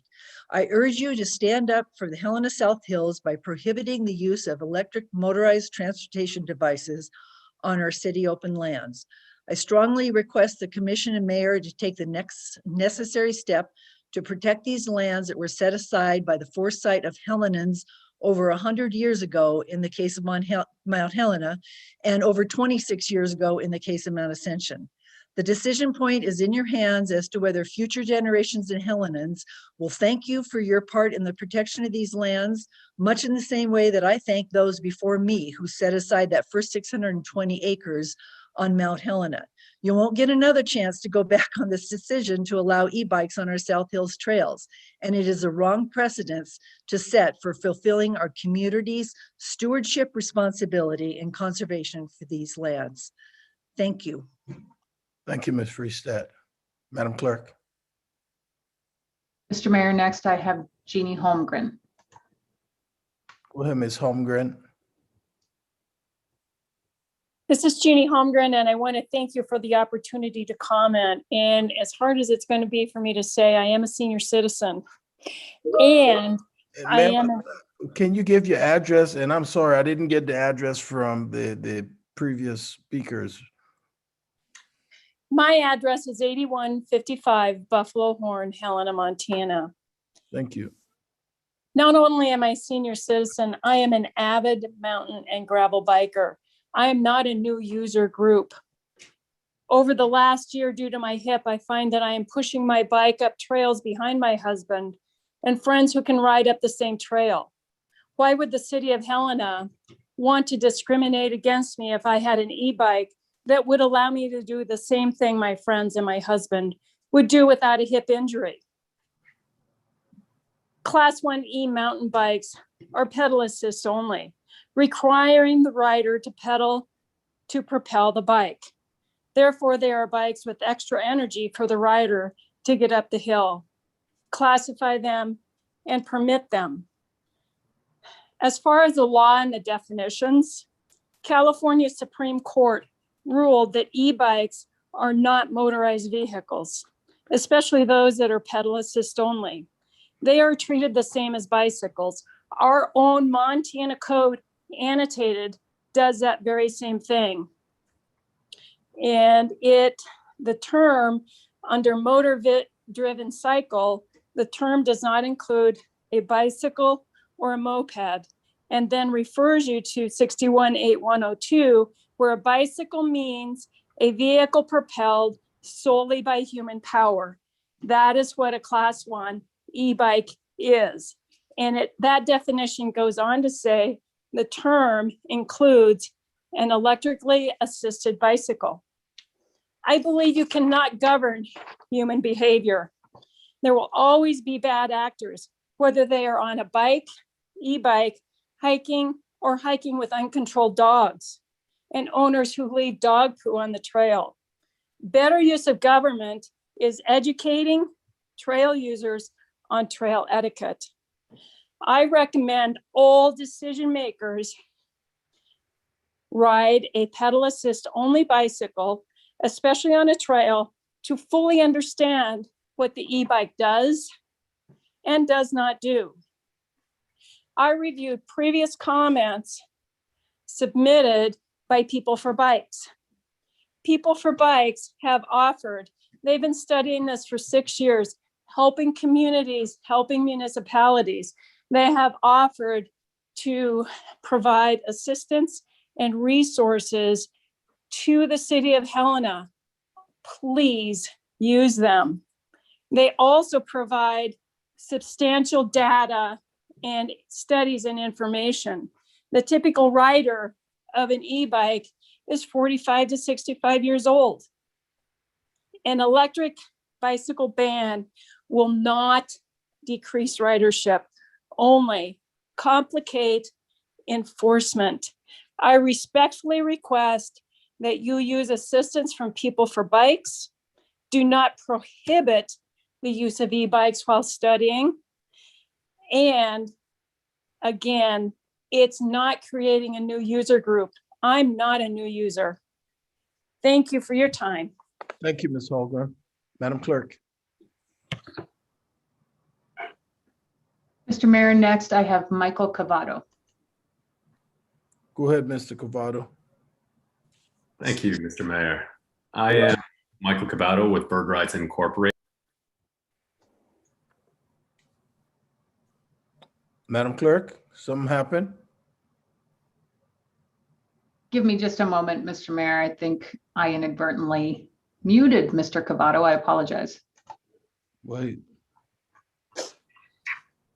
Thank you, Madam Clerk. Appreciate that. Good evening, Mr. Mayor, commissioners, city staff. Appreciate you letting me speak here. I am Michael Cavato, as I mentioned, with the Revenue and Partnerships team at Bird Rights Incorporated. We are located at 406 Broadway Avenue, unit number 369 in Santa Monica, California. We're one of the largest shared electric scooter companies in the world to date, with a presence in around 150 cities, certainly the largest within the United States, with a presence in around 100 cities.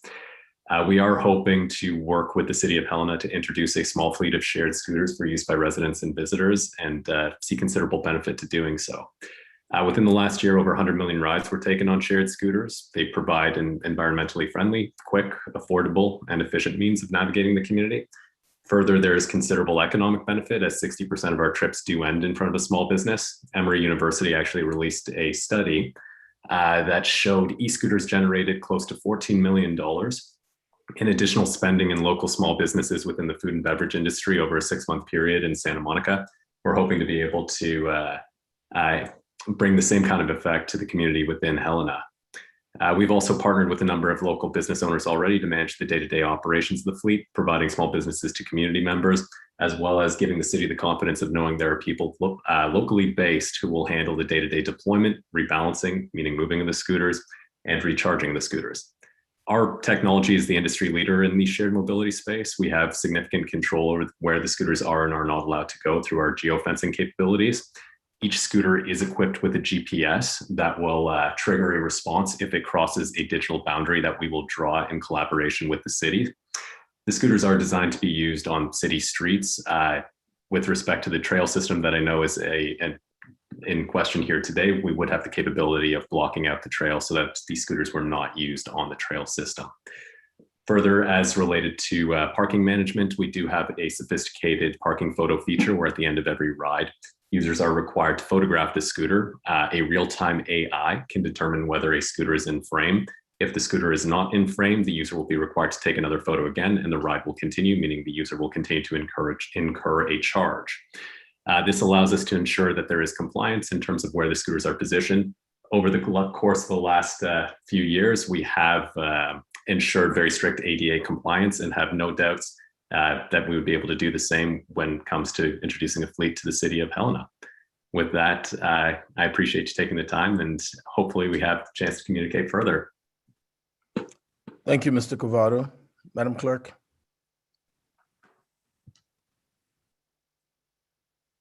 Next, Mr. Mayor, I have Steve Gunderson.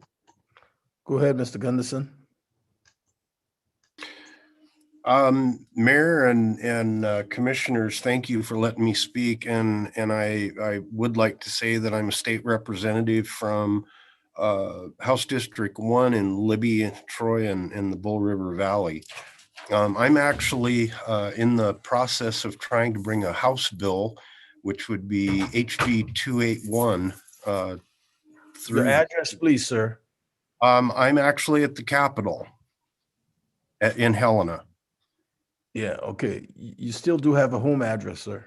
Oh, I'm sorry. 310 Conifer Road, Libby, Montana. Thank you, sir. The problem is that my bill would actually solve a lot of the problems that the mayor and the commissioner are going to find themselves in. Ms. Let's see, Friedstadt gave a little bit of information there, but electrically assisted bicycles are not properly defined in our MCA. And that's what I'm trying to do in HB 51 or 281, excuse me. And it also breaks down the three classes of bikes and how the industry has set those. So again, it would be a functionality that I'm sure the mayor and the commission would love to see in MCA, but it's stalled out in the Senate. So anybody that's listening to this, if you want to help move some really good legislation concerning e-bikes, you might call your local senator to help move it. The goal of HB 281 is to clearly define electric bicycles and to provide clear rules with respect to how they must be equipped, operated, and they give clear enforcement guidelines for public safety officials. And that's going to be consistent with 43 states that have incorporated electric bicycles into their traffic codes, 28 of which have implemented laws like the one I'm trying to establish with the three classes of electric bikes in their traffic codes. Bike Walk of Great Falls helped me come up with this legislation, and it's, like I said, I think it would be a great boon to the folks of Helena to allow them to put a whatever class of bike on a shared trail, or to keep anything off of a particular trail using the clear classification established by the bill. And again, if there's any questions, I'm here in Helena and available for questions, and would be more than happy to sit down with anybody that would have questions. And thank you, Mr. Mayor, for the ability to be able to make comment. Thank you, Mr. Gunderson. We appreciate your comments. Madam Clerk. Mr. Mayor, next I have Claudia Clifford. Go ahead, Ms. Clifford. Yes, thank you very much. I am a member of your HOLMAC committee, and I appreciate giving the opportunity to speak up here. I think one issue you have is that your address, ma'am. Oh, I'm sorry. 316 Pine Street, just up the hill from downtown Helena. I think the issue that you have before you in part is what are we going to do this season? And there seems to be not a lot of clarity about whether or not e-bikes should go onto our trails on Mount Helena, Mount Ascension, and into the hills. So I think you need to be really clear that we have a non-motorized ordinance, and the city has to enforce that at this point. We can enter into a discussion of whether or not e-bikes should go on to our open lands, but clearly we need to make sure that everybody understands what the current law is. Under the proposal by the Parks Department, they mentioned that they want to run a pilot program allowing e-bikes to go up into parts of the hills, and that doesn't seem to make sense to me. I think that you'd first of all, you run a pilot once you've made that decision, like we want to test and figure out how best to administrate something that we've already decided on. But clearly you have to change your non-motorized law in order to allow for a pilot program. So I would, at least object to the provision in the department's plan that they run a pilot program this summer, because you haven't made that decision to change our non-motorized policy. So those would be my main recommendations. This is a controversial issue. I think e-bikes have lots of current opportunity throughout the Forest Service lands on both trails and motorized roads. This isn't something, our lands are relatively and comparatively small. I would pose a question to the department.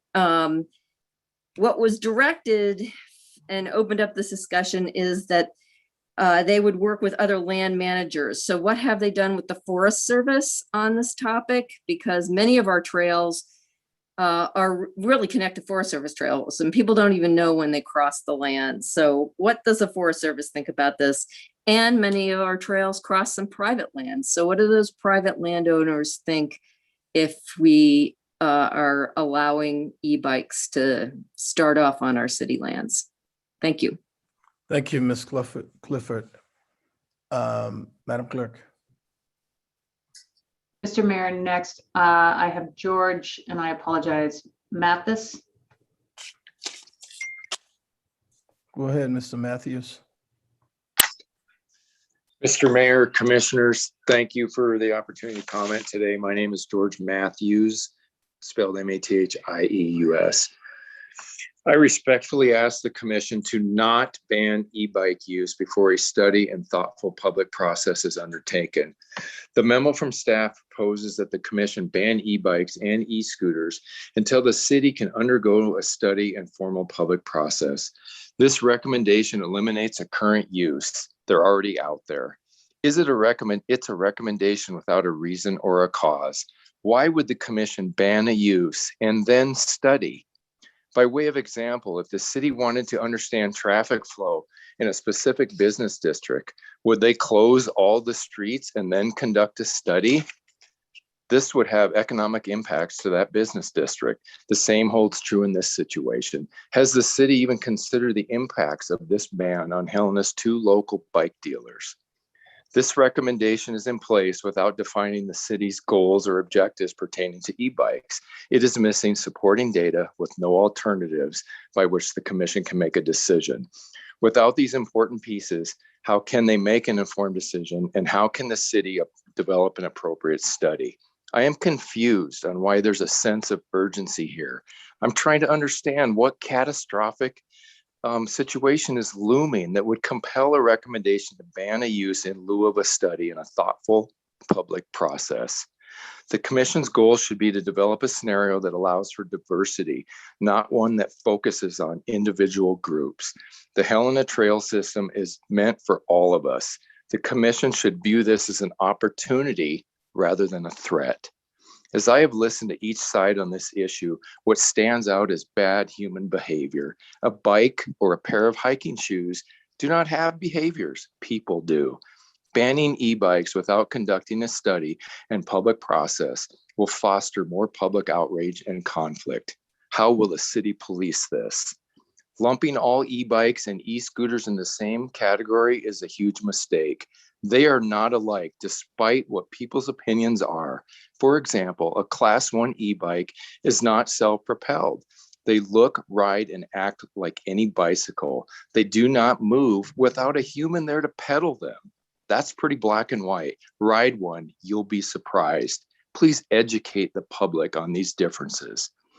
And finally, I respectfully ask the commission to maintain the status quo and direct the city to implement a public process and study. Do not categorically exclude e-bikes before you conduct a thoughtful public process. Set goals and objectives that guide the process so the city can develop a plan and be proactive to our changing world rather than reactive.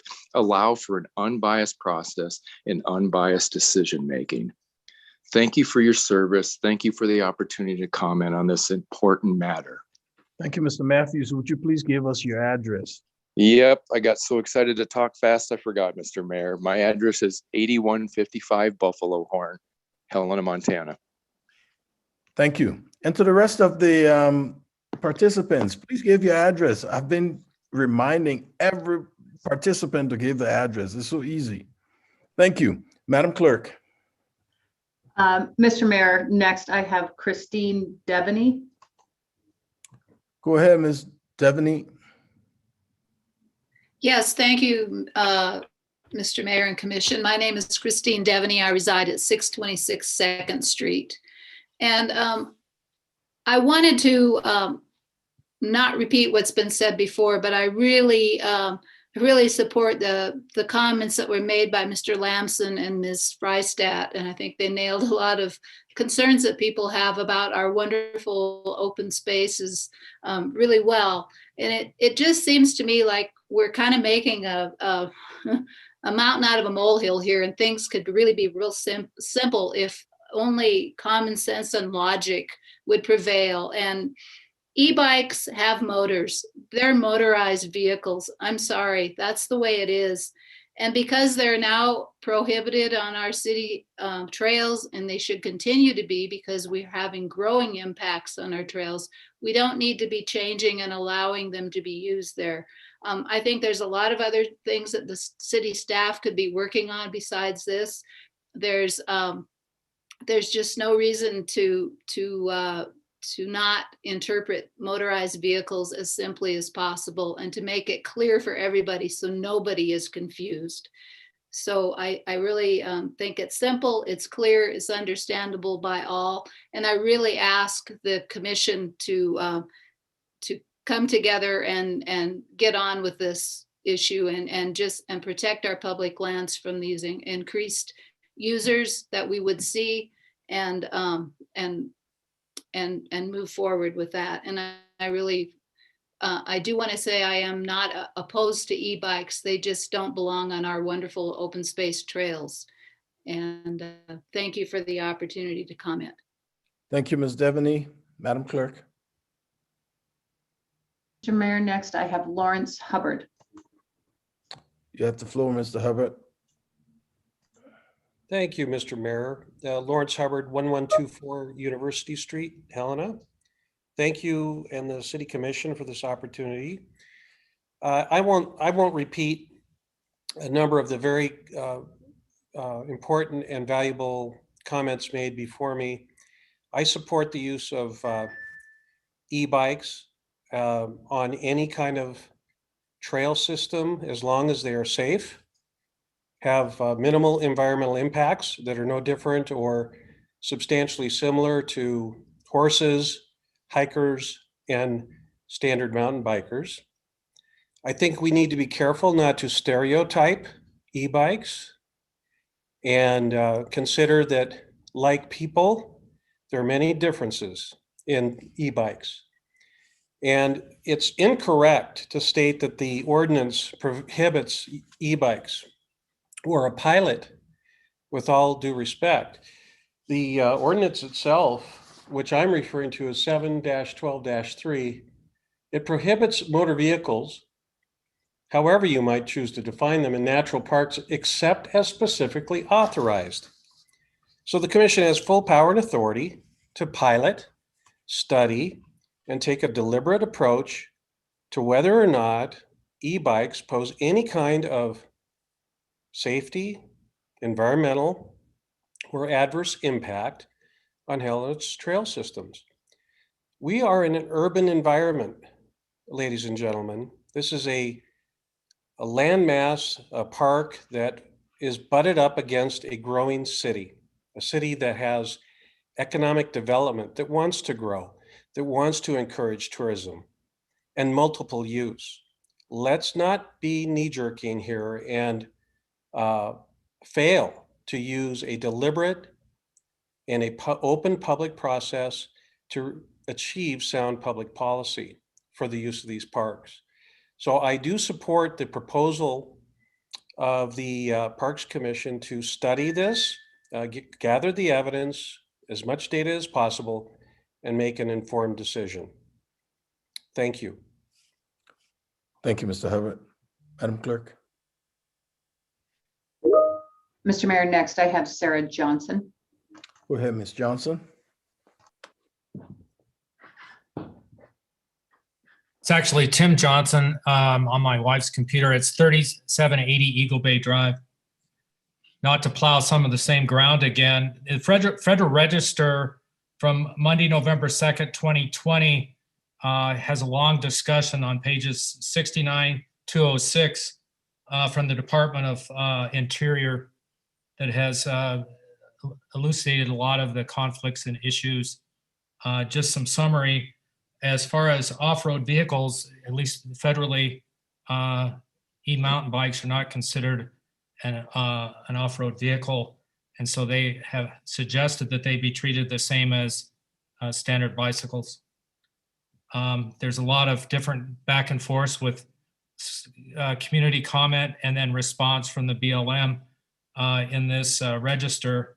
But one of the things that's important is the literature indicates that many people hold misconceptions about what constitutes an e-bike, that these misconceptions foster fears and concerns about trail conflicts and access that typically abate as people gain further familiarity with e-bikes.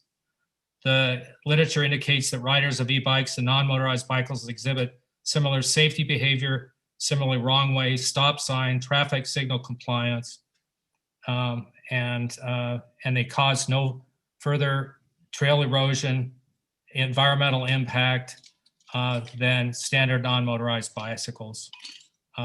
This is would be a good source. I looked at the other things that were on the addendum from the local communities, but none were as complete as this, as far as background and information on e-bikes. I'm an e-bike user in my 60s, and it's not a zero-sum game. Most people that are riding e-bikes are mountain bikers that want to continue to use their mountain bike. If I wanted a motorcycle to go to other motorized areas, the cost is about the same. I would do that. I like being in the quiet of trail system. So we are lucky to have around here and the access of a mountain bike.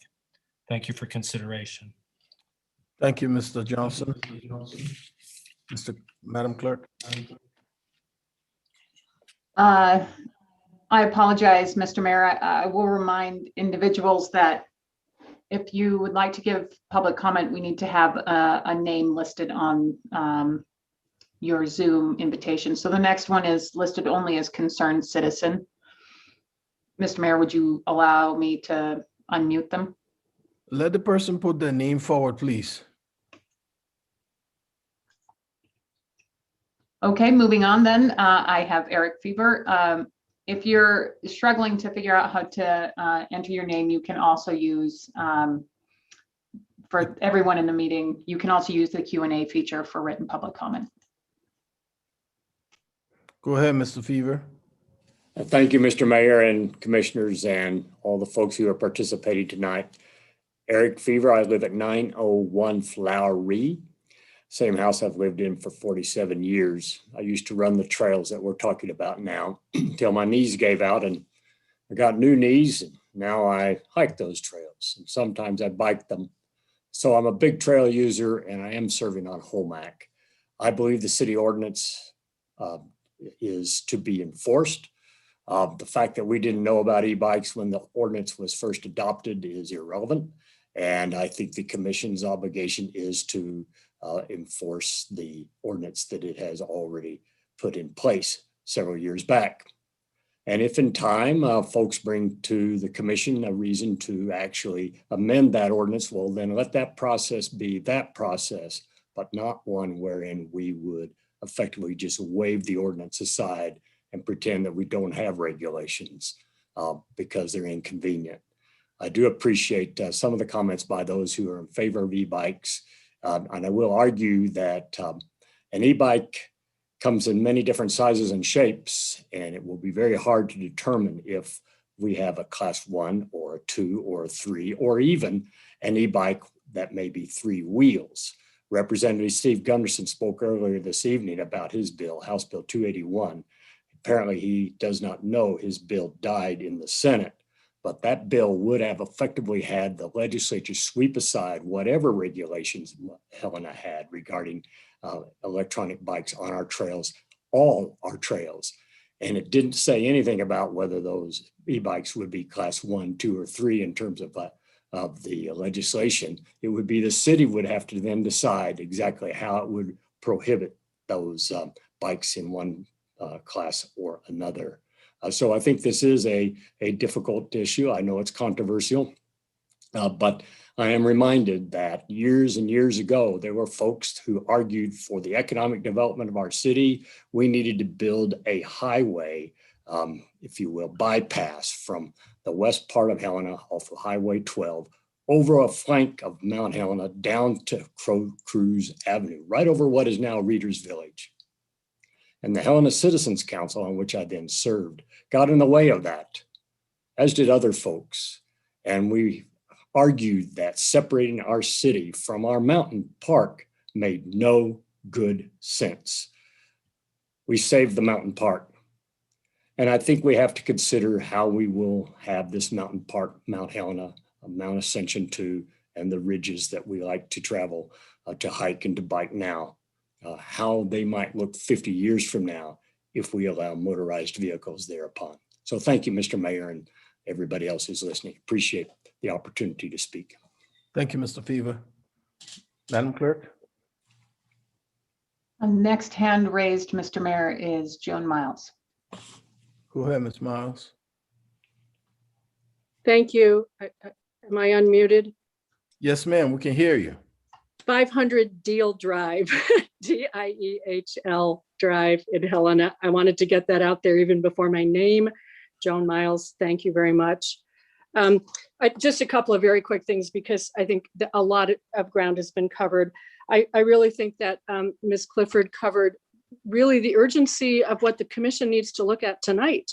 We are heading into another full season, and with respectful disagreement with the previous speaker, the status quo is that we have an ordinance that restricts motorized use of our open spaces, particularly our natural parks. I think the city commission needs to recognize that, accept it, and endorse it. And then we can move on with talking about what might need to be done in the future. Some of the things I appreciate what's in Ms. Panozzo's list of things to do during a public process, particularly needing to highlight the work with the Forest Service. I mean, I just don't even understand how practically we could open up some of Mount Helena's trails that link with the Forest Service trails where e-bikes are specifically prohibited. We have to work with some of the private landowners who granted access through their property to some of our trails and find out what they think and would they allow e-bikes. And we need to look at the deeds. The deeds, particularly for Mount Ascension, are very, very specific about not allowing motorized use. So this is not as simple a question as some people are wanting to put forward. The last thing that I would just point out is we really need to think about the fact that we are on the threshold of enormous changes in the e-bike industry. A lot of people have mentioned, look at our 2 bike shops. Well, you know what? Costco is selling e-bikes, Walmart's selling e-bikes, Sears is selling e-bikes, Target is selling e-bikes. I tried to look at some of those the other day. I can't even figure out some of this, whether they would even fit into the existing classes. Some of them you can operate pedal assist, but you can flip a switch and you can just be battery powered. So where does that fit in the scheme of things? There's a lot of changes taking place. And if we want to maintain the integrity of our trail system, we need to be very careful about what we do and where we allow e-bikes, if we allow them in certain areas, and how we protect this enormous resource that we all love in this community. Thank you very much for your time and the work you are doing on this. Thank you, Ms. Miles. Madam Clerk. Next, Mr. Mayor, I have David Carr. You have the floor, Mr. Carr. Hi, this is actually Santa Port using David Carr, my husband's iPad. We both live at 127 Jefferson in Helena, and I speak for both of us. And I'll be quick. I really appreciate what everybody's had to say. A motor is a motor, whether it's electric, gas, or diesel. And I am glad that city ordinance wisely says no motor vehicles on our open space trails and natural parks. I think that those who've spoken ahead of me have said this really is a fairly simple issue. Let's enforce what we have got in place. I'm a bike rider myself, and I appreciate friends and neighbors who enjoy e-bikes. But I want to point out again that they have well over 500 miles of nearby routes that they are able to use. And if the city goes down the path of exploring whether we want to change the current ordinance, certainly we'll all be part of that discussion. But in the meantime, please just enforce what we have in place. Thanks very much. Thank you, Ms. Carr. Madam Clerk. Next, Mr. Mayor, I have Lisa Bay. Go ahead, Ms. Bay or Mr. Bay. It's Lisa Bay, and I'm at 31 Division Street in Helena. I just want to say that we invented sidewalks to protect people who are going slower than the prevailing traffic. We are now talking about introducing, and in some cases, allowing people to continue to use e-bikes on trails that are 24 inches wide. So suddenly, the rest of us, both bikers and hikers, who are going quite a bit slower, especially uphill, are going to be faced or backed with people who are going 20 to 20 miles an hour, coming up 10 times as fast as we're going on those trails. And going down, you have a very heavy vehicle. Some of these vehicles weigh 50, 60 pounds coming at you as you're going up a trail, they're coming down towards you. Many of us believe this is a very strong safety issue. And while you've heard from a lot of elder folks, of which I am one, who say that this is the only way that they can get into the hills now, there are also lots of younger people who use e-bikes now to get up as fast as they can so that they can come down as fast as they can and continue to do so over the course of several hours. I think we've really got to address and think about the safety and speed issues of introducing e-bikes to our very precious trail system. Thank you. Thank you, Ms. Bay. Madam Clerk. Mr. Mayor, next I have Daniel Berry. Go ahead, Mr. Barry. You are muted. All right, no, my name is Dan Barry, 401 South Beatty Street. I just want to thank you, Mayor and Commission. I am writing you because this is my job and my passion. I am the owner of Great Divide Cyclery. Bikes are the most freeing, fun, healthy, community creating object in the world. If you have time, I'd highly recommend you visiting one of the shops and getting more information on what we are actually selling. Have us describe to you and the commission and the community what a Class 1 motor is. And that is only what bike shops sell. Class 2, Class 3 is not what we're about. My dad is a retired firefighter. He worked for the city of Billings for over 35 years. He's a worn out man. He worked hard and he's paying for it many, many years later. I'm almost 40 years old and he is pushing 70. One of the things I like doing with my dad is riding a bike. And he, on his Class 1 e-bike, he is able to ride with me in the South Hills or around Billings or anywhere we decide to go. And that is a pretty awesome feat, considering it is just a bicycle. To tell you the truth, I was pretty skeptical of Class 1 at first until we started selling them. Class 1 is basically a normal bike with a little bit of assist. You do have to put effort to get effort. Class 2 and Class 3, we do not support anything with a throttle, a switch, combustible engine, anything like that is not Class 1, and that's not what we are trying to talk about. E-bikes are close. We sell probably 3 out of every 10 bikes we sell are e-bikes. It's a huge growing group in our line of work. People love them. It's showing for how many we sell. It's amazing. Most people don't even know there is any of this going on because they're not having a problem. So I just want everybody to know it's not a new user group. It's a lot of people that have been riding their whole life, 30, 40, 50 years. And now, they're in their 70s or 60s, 70s, 80s, and they're just trying to get out and still enjoy the fresh air. And it's not really bothering anybody. They're very quiet, if any noise at all. I like to always use the analogy of like an electric toothbrush. I wonder how many of the people on this thread have an electric toothbrush. It's just an assist. It's not like a 2-stroke engine in your mouth. It's just a tiny little battery that's making the toothbrush move. It's the same as an e-bike. It's not a 2-stroke engine, not like a weed eater or a chainsaw that's making all this noise. It's just an assist. So I am in huge support of Class 1 only on our city trails. The weight of the bikes are the same. Everyone, I think the lack of knowledge is incredible. I think you need to do some research and come to the local shops, try them out, get out on the trail, and really, really try it out.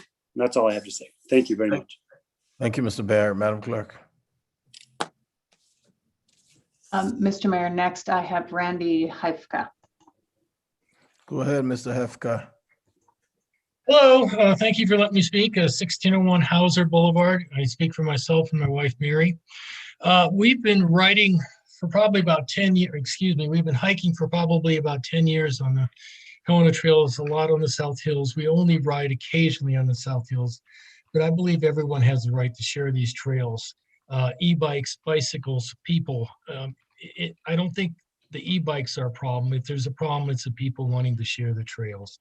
We're getting older now, and those e-bikes will allow us to continue when we want to ride the trail systems that we could ride on our mountain bikes that we still have. There's been a lot of comments about motorized and things. I don't feel that at all. It's, you got to pedal or you're not going anywhere. It's pedal assist. We've attended the last HCC2 meetings, and I've read the comments from the Parks and Recs, and I think a lot of the people who are against e-bikes are probably against bicycles, period. And they don't want any more bikes on there. Well, like a number of people said, this is not a new user group. About 2 summers ago, my wife and I watched a mountain bike competition on the South Hills, somewhat above the library, where they closed the trails.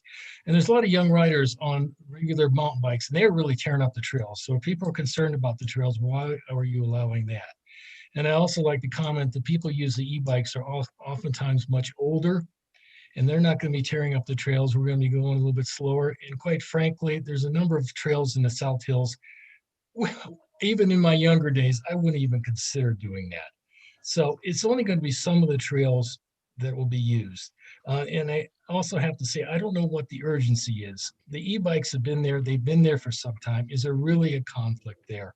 I think if you need to do anything, you really need to sit down and talk about this and don't jump to any conclusion. Someone made the comment about sidewalks. Well, bicycles are on sidewalks, you know, wheelchairs are on sidewalks, people are on sidewalks. There haven't been any conflicts. Again, I don't think we have a conflict. Someone said about 50 or 60 pound bicycles coming down the trails. Well, e-bikes are probably a few pounds heavier, but there's a lot of heavier people coming down the trails too, and we don't seem to care about that. And last of all, I'd like to say, or almost last of all, if we're going to make ordinances like that, if you can't enforce it, what's the point of doing ordinances? Is there anything in the Helena PD budget to enforce this? Are we going to have a tax to tax people more to enforce this? It's be kind of on your own, and people have been placing themselves pretty good on the trails right now. And we've been in Helena going on 17 years away for a time, and we supported both of the local bike shops. You're not going to get the quality as you get in Walmart or the service or anything like that. And if you haven't tried it, please get on one and try it. We were amazed at what you could do with it. And we just ordered our e-bikes, and they're expected to come in very soon, and we're really looking forward to riding them. And thank you very much. Thank you, Mr. Helfgott. Madam Clerk. Mr. Mayor, next I have Tony Jewett. You have the floor, Mr. Jewett. Mr. Mayor, Commissioners, hi. This is Tony Jewett. I live at 500 Deal Drive. I'm also not going to repeat a lot of what's been said on the phone, but I think there are some important elements to this conversation that would be worthwhile to emphasize at this point. First of all, I don't think anybody's talking about, in my view anyway, banning a use on our open space. We're talking primarily about enforcing a current prohibition. The Helena ordinance is clear about this. And electric bikes are motorized vehicles. I am a volunteer with a group called Helena Hikes, and we took the time and we paid the expense to have an attorney take a look at the question that has been raised around the issue of whether or not e-bikes constitute a motorized vehicle. We've distributed that document to the commission, staff, others in the community. And the conclusion of the attorney that we hired is very, very clear. And that attorney respectfully but forcefully disagrees with the analysis provided by the city attorney on this very question. And her conclusion is what many people have said, that e-bikes have a motor, therefore e-bikes are a motorized vehicle. Therefore, the current law in Helena does not allow the use of e-bikes on our open spaces. I just want to say that we're making this a question of either or, and it doesn't have to be that way in our community. E-bikes have a place in this community and in our county and in our open lands. There's over 500 miles of available motorized trails and routes for e-bikes within a 50-mile radius of Helena right now. They're great commuter items, and that's part of the discussion that we need to have. But we've had a prohibition on use of motorized vehicles in Helena for over 20 years now, and we need to keep that enforcement there. I would just like to also point out very quickly that we're not the first community to have this conversation in Helena. Missoula, Whitefish, Bozeman, among others, have all had this same conversation. And all those communities prohibit the use of e-bikes in their natural parks and open spaces. The list of municipalities across the West that have had this same discussion and have those same prohibitions is long. Lastly, one thing I would like to point out is earlier, it was when Director Pinozo was leading into this conversation, she talked about public process. A public process is vitally important, but a public process that goes on for months and months can be counterproductive. Director Pinozo said that the reason that they're looking at e-bikes now is because it came up during the Chapter 7 rewrite. Well, a very important part of the Chapter 7 rewrite was a group of interest groups that normally don't get along, sat down for months and put together a public process and brought it to the commission in June of 2020. And the commission and the mayor, you adopted that unanimously. And that process is in place right now. It's about a 2-month process. It's heavily involved with public input. And it's the way we govern our open lands. It's in Chapter 7. And I would urge the commission to think strongly about using that process so we don't spend all of our summer months in a new season tearing this community apart with another very emotional public discussion. Thank you, Mr. Mayor. Thank you, Mr. Jewett. Madam Clerk. Mr. Mayor, at this time, I have no other hands raised, but I do have several lengthy written public comments. Would you like to read those? Would you like me to read those into the record? Excuse me. Please. First from Kenneth Vernon. To clarify, I have submitted more detailed comments in an email several days ago. However, one speaker, I believe, implied Missoula did not have restrictions on e-bikes. It is my understanding that Missoula has restricted e-bikes. I hope the city will research their experience in detail. In addition, Bozeman and Whitefish have also done so. Restrictions have also been placed by Moab, Utah, Colorado Springs, Boise, Idaho, and Boulder, Colorado. A pilot study seems very wasteful and likely to be less effective than learning from the experiences in other venues. Either the Parks Department or their chosen volunteers should be able to gather this data. Kenneth Eden, 1030 LeGrand Canyon, Helena, Montana. The next is from Annie Henshu. I was hoping my question about Montana code annotated would truly be a question to the appropriate city staff and officials, but I understand this is a complicated format. I'm confused about why the city is not using the MCA as guidance, and I hope that those who suggest Helena has a clear-cut motorized travel ban on trails would consider these state definitions, which do not place e-bikes in the motor vehicle category. Additionally, my address is 5086 Prospector Gulch Road. The last written comment I've received is from Zach Angsted.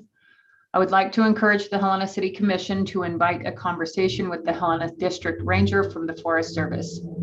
Many trails run for Helena to the Forest Service. The Forest Service sees e-bikes as motorized vehicle, and the trails on Forest Service property in the area are non-motorized. Zach Angsted, 80 South Warren, is the employer address, 1116 22nd Avenue, Southwest Great Falls, Montana, home. And Mr. Mayor, I believe that is all I have for public comment at this time. Thank you. Thank you. Commissioners, I'm going to turn this over to you guys. Mayor, I just have a quick question, probably for the city attorney. Go ahead, Commissioner.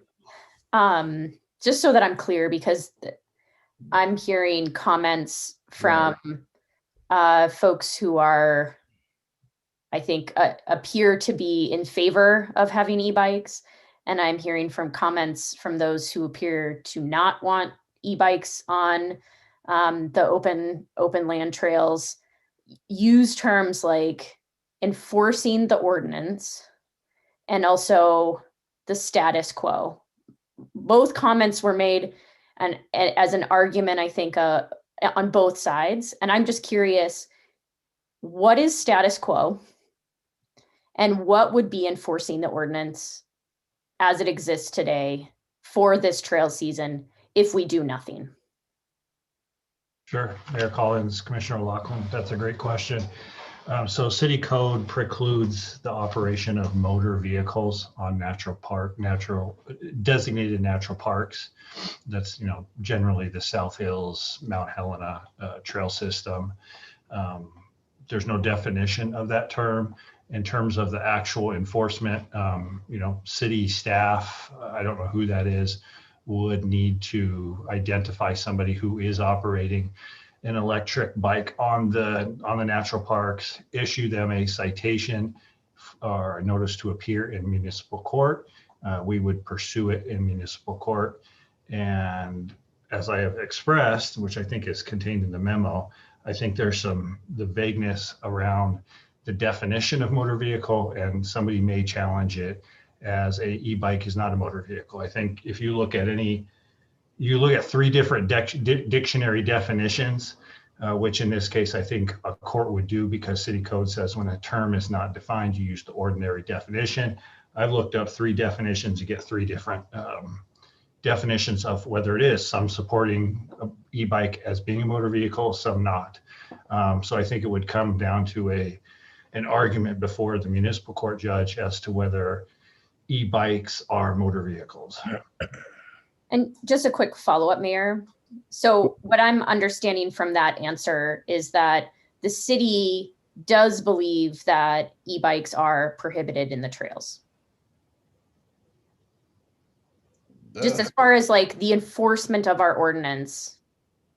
Mayor Collins, correct. Okay, thank you. That's helpful. Commissioners? Mr. Mayor, I have a few questions. Go ahead. Thank you, Mr. Mayor. So first question, actually, I think all of them probably will be for Ms. Pinozzo. But the first one is in your memo, and you talked about it in your presentation a little bit, you outline a public process. I'm wondering if you can tell me if that process that you outlined conforms with the public process that was adopted last year when we adopted the open lands management plan. Mayor, Commissioner Dean, this would be a separate public process because we're looking at e-bikes and e-scooters throughout the city, not just on open lands. That public process that we adopted was specific to major projects on open lands.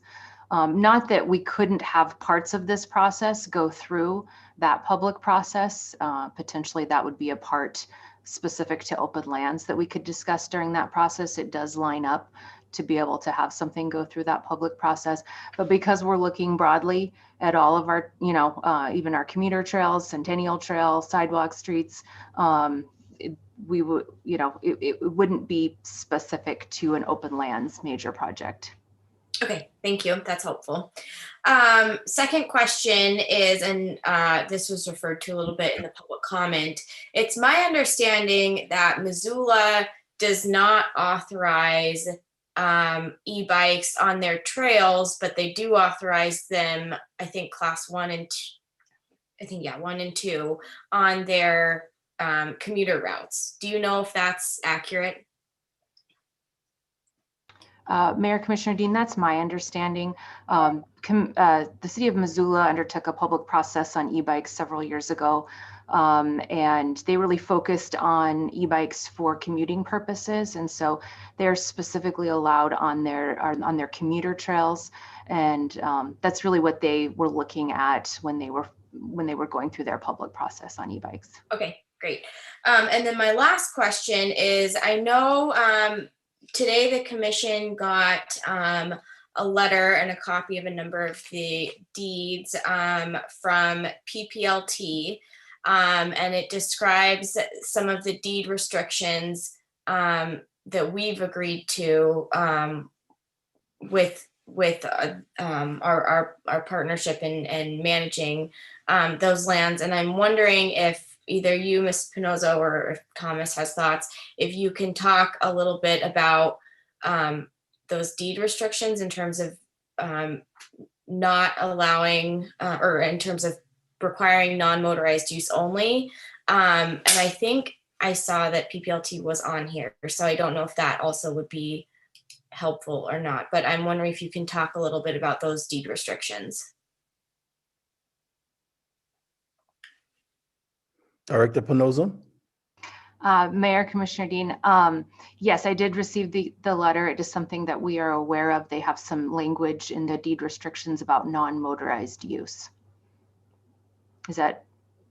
Yeah, and I guess how does that, how does living up, we obviously need to live up to our agreements. And so I guess how does that conform with this discussion here? Mayor, Commissioner Dean, I think that's something that we would want to consider during our public process, similar to how we are working or would be working with other land management agencies and taking all these different pieces into consideration. It is definitely an important piece that we'd be considering as we look at a potential policy. But for now, before you look at the policy, what does the restriction say for now? What do you think?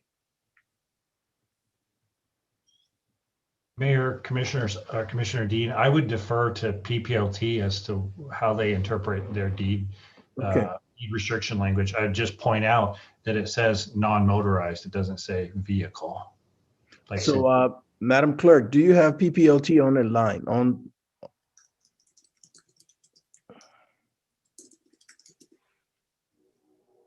Well, and Mayor, so we've talked about deeds. We had a lengthy conversation about Lockheed Park and spent a fair amount of time with the city telling us what that deed meant. I just would like to ask the city attorney, is this different than other circumstances where we've had deed restrictions and the city has to interpret what those deed restrictions are? No, and I think that's Mayor, Commissioner Laughlin, I think that's a fair point. I think that the PPLT language that says motorized is probably more expansive than city code and would probably be more clear in banning e-bikes because it just talks about non-motorized. It doesn't use the term vehicle. Okay, PPLT is on the line. PPLT? Mayor, Commissioners, Mary Hollow, the Executive Director for Prickly Pear Land Trust. And I wanted just to make clear for everybody here that, PPLT has long been a partner to the City of Helena, and that relationship in how we manage lands and the trails on them has evolved a lot in the last 25 years that we have been acquiring parcel by parcel by parcel and donating to the city. About 7-8 years ago, very formally, we made the decision to really support the city in its role as a public land manager. And as such, PPLT's Conservation and Recreation Committee and Board had significant conversations about e-bikes and decided to not take a formal position on this for the purpose of giving the city the decision space to be that public land manager that this community needs the city to be. The considerations that go into being a strong public land manager are different. They're a different set of considerations than some of the emotional and philosophical sides of the argument. And I hate to see the user community in what I'm afraid feels like another place that's just unwinnable for everybody, because these are the lands and the trails that we all love and cherish.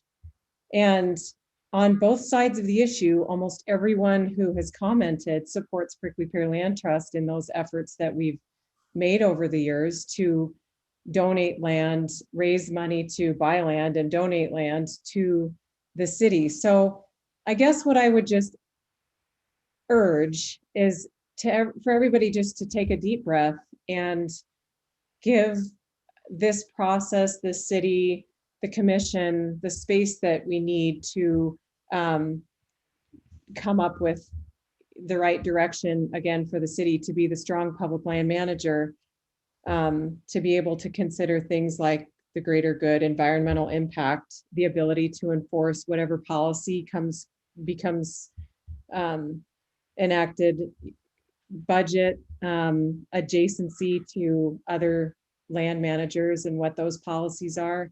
All of those things are things that go into the considerations that good public land managers make, and the city is in a position to do that. So PPLT has made over 24 transfers to the City of Helena over the course of 25 years. And the deed language was something that just sort of occurred to me more recently. And I regret that I didn't think about looking at the deeds earlier, because I think it could have maybe provided a more informed conversation earlier on. But anyways, today, PPLT sent a letter to the city that just pointed out for its consideration in this process, the deeds that seem to be the most pertinent to the topic of e-bikes. And those deeds are the ones that are on the top and the backside, basically, of Mount Ascension. Deed restrictions that Prickly Pear Land Trust has are placed by landowners who make those land sales to PPLT or donations to PPLT, and or by funders, foundations, and they come from a variety of backgrounds, right? So some of those funders have specific deed restrictions that they place on parcels. In this case, it's mostly the Mount Ascension ones that are pertinent to this discussion. So yes, PPLT did provide what we hoped to be a letter that would help this discussion for the city staff and the city commission to just be more informed in its decision tonight. So I hope that's helpful. I guess, Mr. Mayor, if it's okay, I just have a couple comments based on that, and then the comments we've gotten tonight in the last couple of weeks. Well, first, I'd like to say thank you to everyone for really just providing all the input. As we always talk about, folks in Helena are never short of providing us with good and thoughtful opinions, and I'm grateful to everyone for that. I do think that we have, two questions here, and I think the first one is, what do we do for this immediate season? I mean, it is going to be 60 degrees on Saturday and Sunday.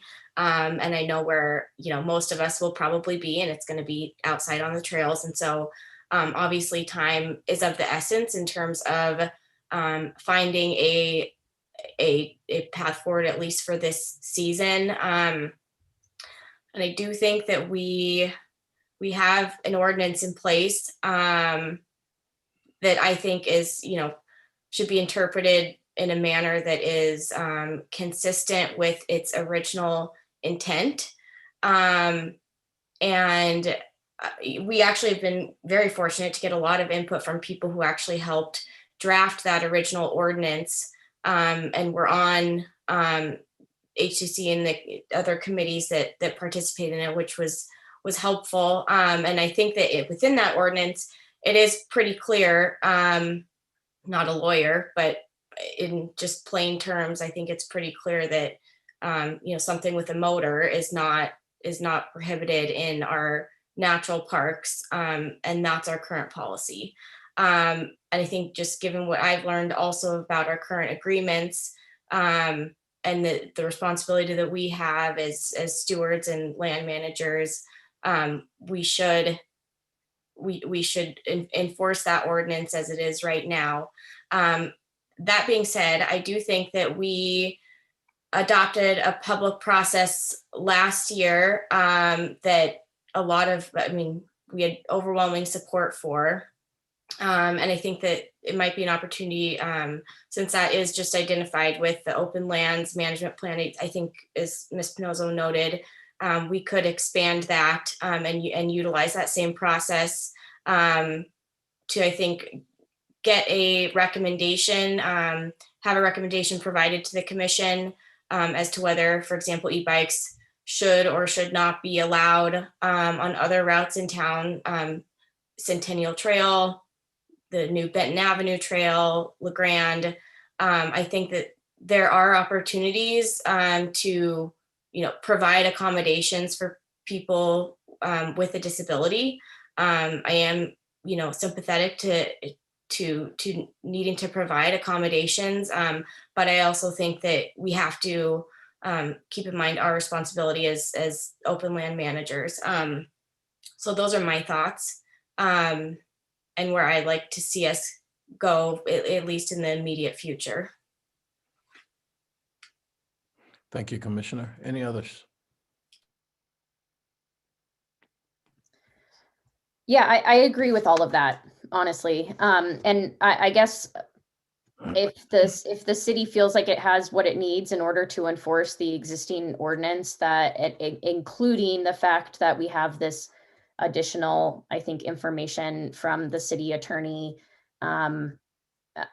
as including the deed restrictions, I think I'm comfortable with that. I think the more clarity we can provide the community for this trail season, the better.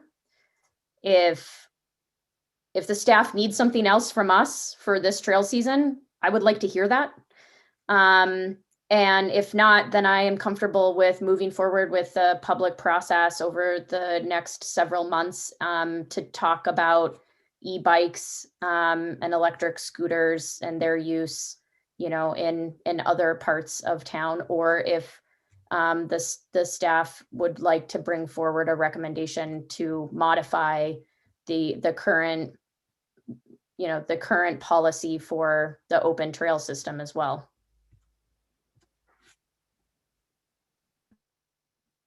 I will echo all of that. I'll say I'm of the same opinion I said last week, right? Bicycle, vehicle, electric motor, motorized, it doesn't have to go any further than that. We're not the state, we're not Missoula, we're not Whitefish, we're not Forest Service, we're not the Park Service. We can look to all of them and tie ourselves in knots. When people define things, they define them in order to provide clear definitions. State law has purposely defined e-bikes to not be motorized vehicles because it's antithetical to the actual definition of a motorized vehicle or to a non-motorized vehicle. So they had to put that in there as an exception. We haven't done that, right? So in the absence of that, we have a motorized vehicle. That's the status quo, and that's this season. Have a process, if that's the goal of this commission, and we'll determine whether or not there are congruent uses on trails, on shared use paths in town, on streets, on sidewalks going forward. I think I will say I'm sorry to everyone who came today feeling that this was a large scale discussion about the future use of e-bikes on our trails. I think we, and when I say we, I mean the four of us on here plus the commissioner who's not present, I think this is our fault to the extent we've fanned the flames of this one. I really do think that we should have grabbed this thing by the horns much sooner to clarify the very simple question of what is the status quo, and then discuss the process. I think we let this one spin out of control and have already stoked divisiveness for no real good reason going into a public process. I would encourage in the start of this process, going off of Commissioner O'Loughlin's questions, a really hard look on the deeds from the city attorney's office. Process should not be for the sake of process. And it's unfair to have people participate in a multi-month process if we are going to turn around in December and say, thanks for all the interesting input. but non-motorized on Mount Helena or Ascension means you can't have an e-bike on them. That's how you breed distrust in government, by wasting people's time and making them feel like they came for a process party and nothing else. So I think you need to answer some of those questions up front so we know what sandbox we're playing in if people are going to discuss the question of e-bikes on any of our natural trails. The Forest Service should be at the table as well, since my understanding is that they have been relatively incredulous that we're embarking on this discussion on their back door or their front door, and we're really not talking about that at all. So I think those need to be front and center, so we don't mislead people, and we don't just waste people's time. If we're going to have a process, it needs to be well thought out. It needs to encourage solutions, and it needs to understand what's attainable and not attainable. I don't think we're going to have the ability to amend our city code to say that prickly pear's deeds that say non-motorized and define non-motorized out of it. I think that's going to be a huge problem. So I'd really appreciate the next time we do this that we come prepared, so that we do as much as we can to not stoke divisiveness. We should be trying to collaborate with the public, not turn this into neighbor v. neighbor. We've been down that road before. We've seen what happened with Beatty Street. We did a poor job at the end of the day. And so I'm sorry if tonight was divisive for anyone. That's our thoughtlessness. And I'm hoping that the process going forward is better. Thank you, commissioners. And I'm mixed about this, and I still think neighbors should be able to work together. I still believe that hikers, bikers, e-bikers should be able to get to the table and sit down and discuss this. And I've heard some decent points from all angles, and that's why I'm confused and I'm mixed about it. But Director Panozzo, I know you spoke about a robust public process. How fast is this process? Mayor, the process that we have lined out in the memo, we would bring a recommendation to the City Commission for consideration in December. I think as I mentioned, if the commission is not interested in a longer process, we could do some sort of truncated, quick and dirty, here's some alternatives, here's some public comment, and bring it to commission much sooner than that, if that's what you're looking for. Mr. Mayor, I would say that even if we do it, if we go with the process with that December deadline, that does give folks time to be ready for next summer season. I think that getting done by in the winter should be the goal, because that gives a lot more clarity once the snow melts this next year. Thank you. And so, well, I guess we will continue with the ordinance and continue with the robust process. Mayor, can I just make one quick distinction? I mean, I think we've spent most of this time talking about e-bikes on the open land trails. The memo, I actually wasn't expecting to have a conversation about e-scooters, but I saw that was referenced in the memo that we got. That seems like a separate issue. And my sense is that the staff should have those conversations. And if they want to bring forward something to us that with a little bit more detail, in my mind, I think what's been really asked of us is clarity for this trail season related to e-bikes, which is what I think the focus has been today. So in my mind, I'm setting aside the conversation about e-scooters and would just say if staff needs the commission to weigh in on that, to potentially bring us maybe a little bit more detail on it. Yeah, thank you. So, Madam Manager, do you have your directions? Yes, Mayor, I understand that that you have consensus on the commission that moving forward, e-bikes as part of our ordinance are motorized, and the restrictions as outlined in various places, and not only in our ordinance, but in those deeds apply, and that we can move forward with other conversations related to commuting and healthy use of other forms of transportation throughout the system in the community.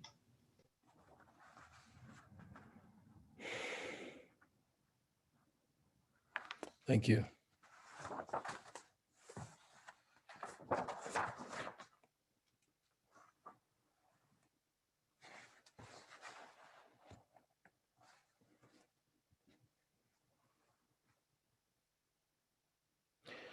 Okay, we have information only from departments. And we do have them in our packets. A, audit committee. B, adoption of the 2018 Energy Code. Commissioners, do you have any comments or questions?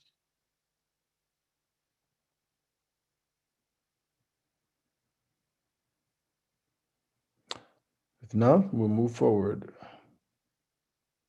Review of the future agenda for the next commission meeting, draft list of topics, and do you have any agenda items you want to include in the next meeting? At this time, I'll entertain comments from the public on any topic. Madam Clerk? Mr. Mayor, Commissioners, I've received no other additional written public comments other than those that have been acknowledged by myself. Those will be placed into the permanent record as I referenced. And I have no other hands raised at this time. Thank you. We'll wait a little bit.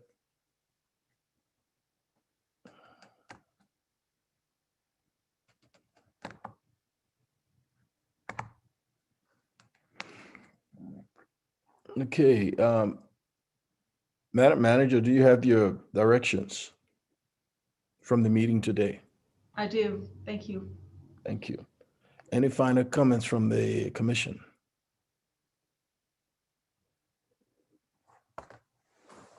This meeting is formally adjourned.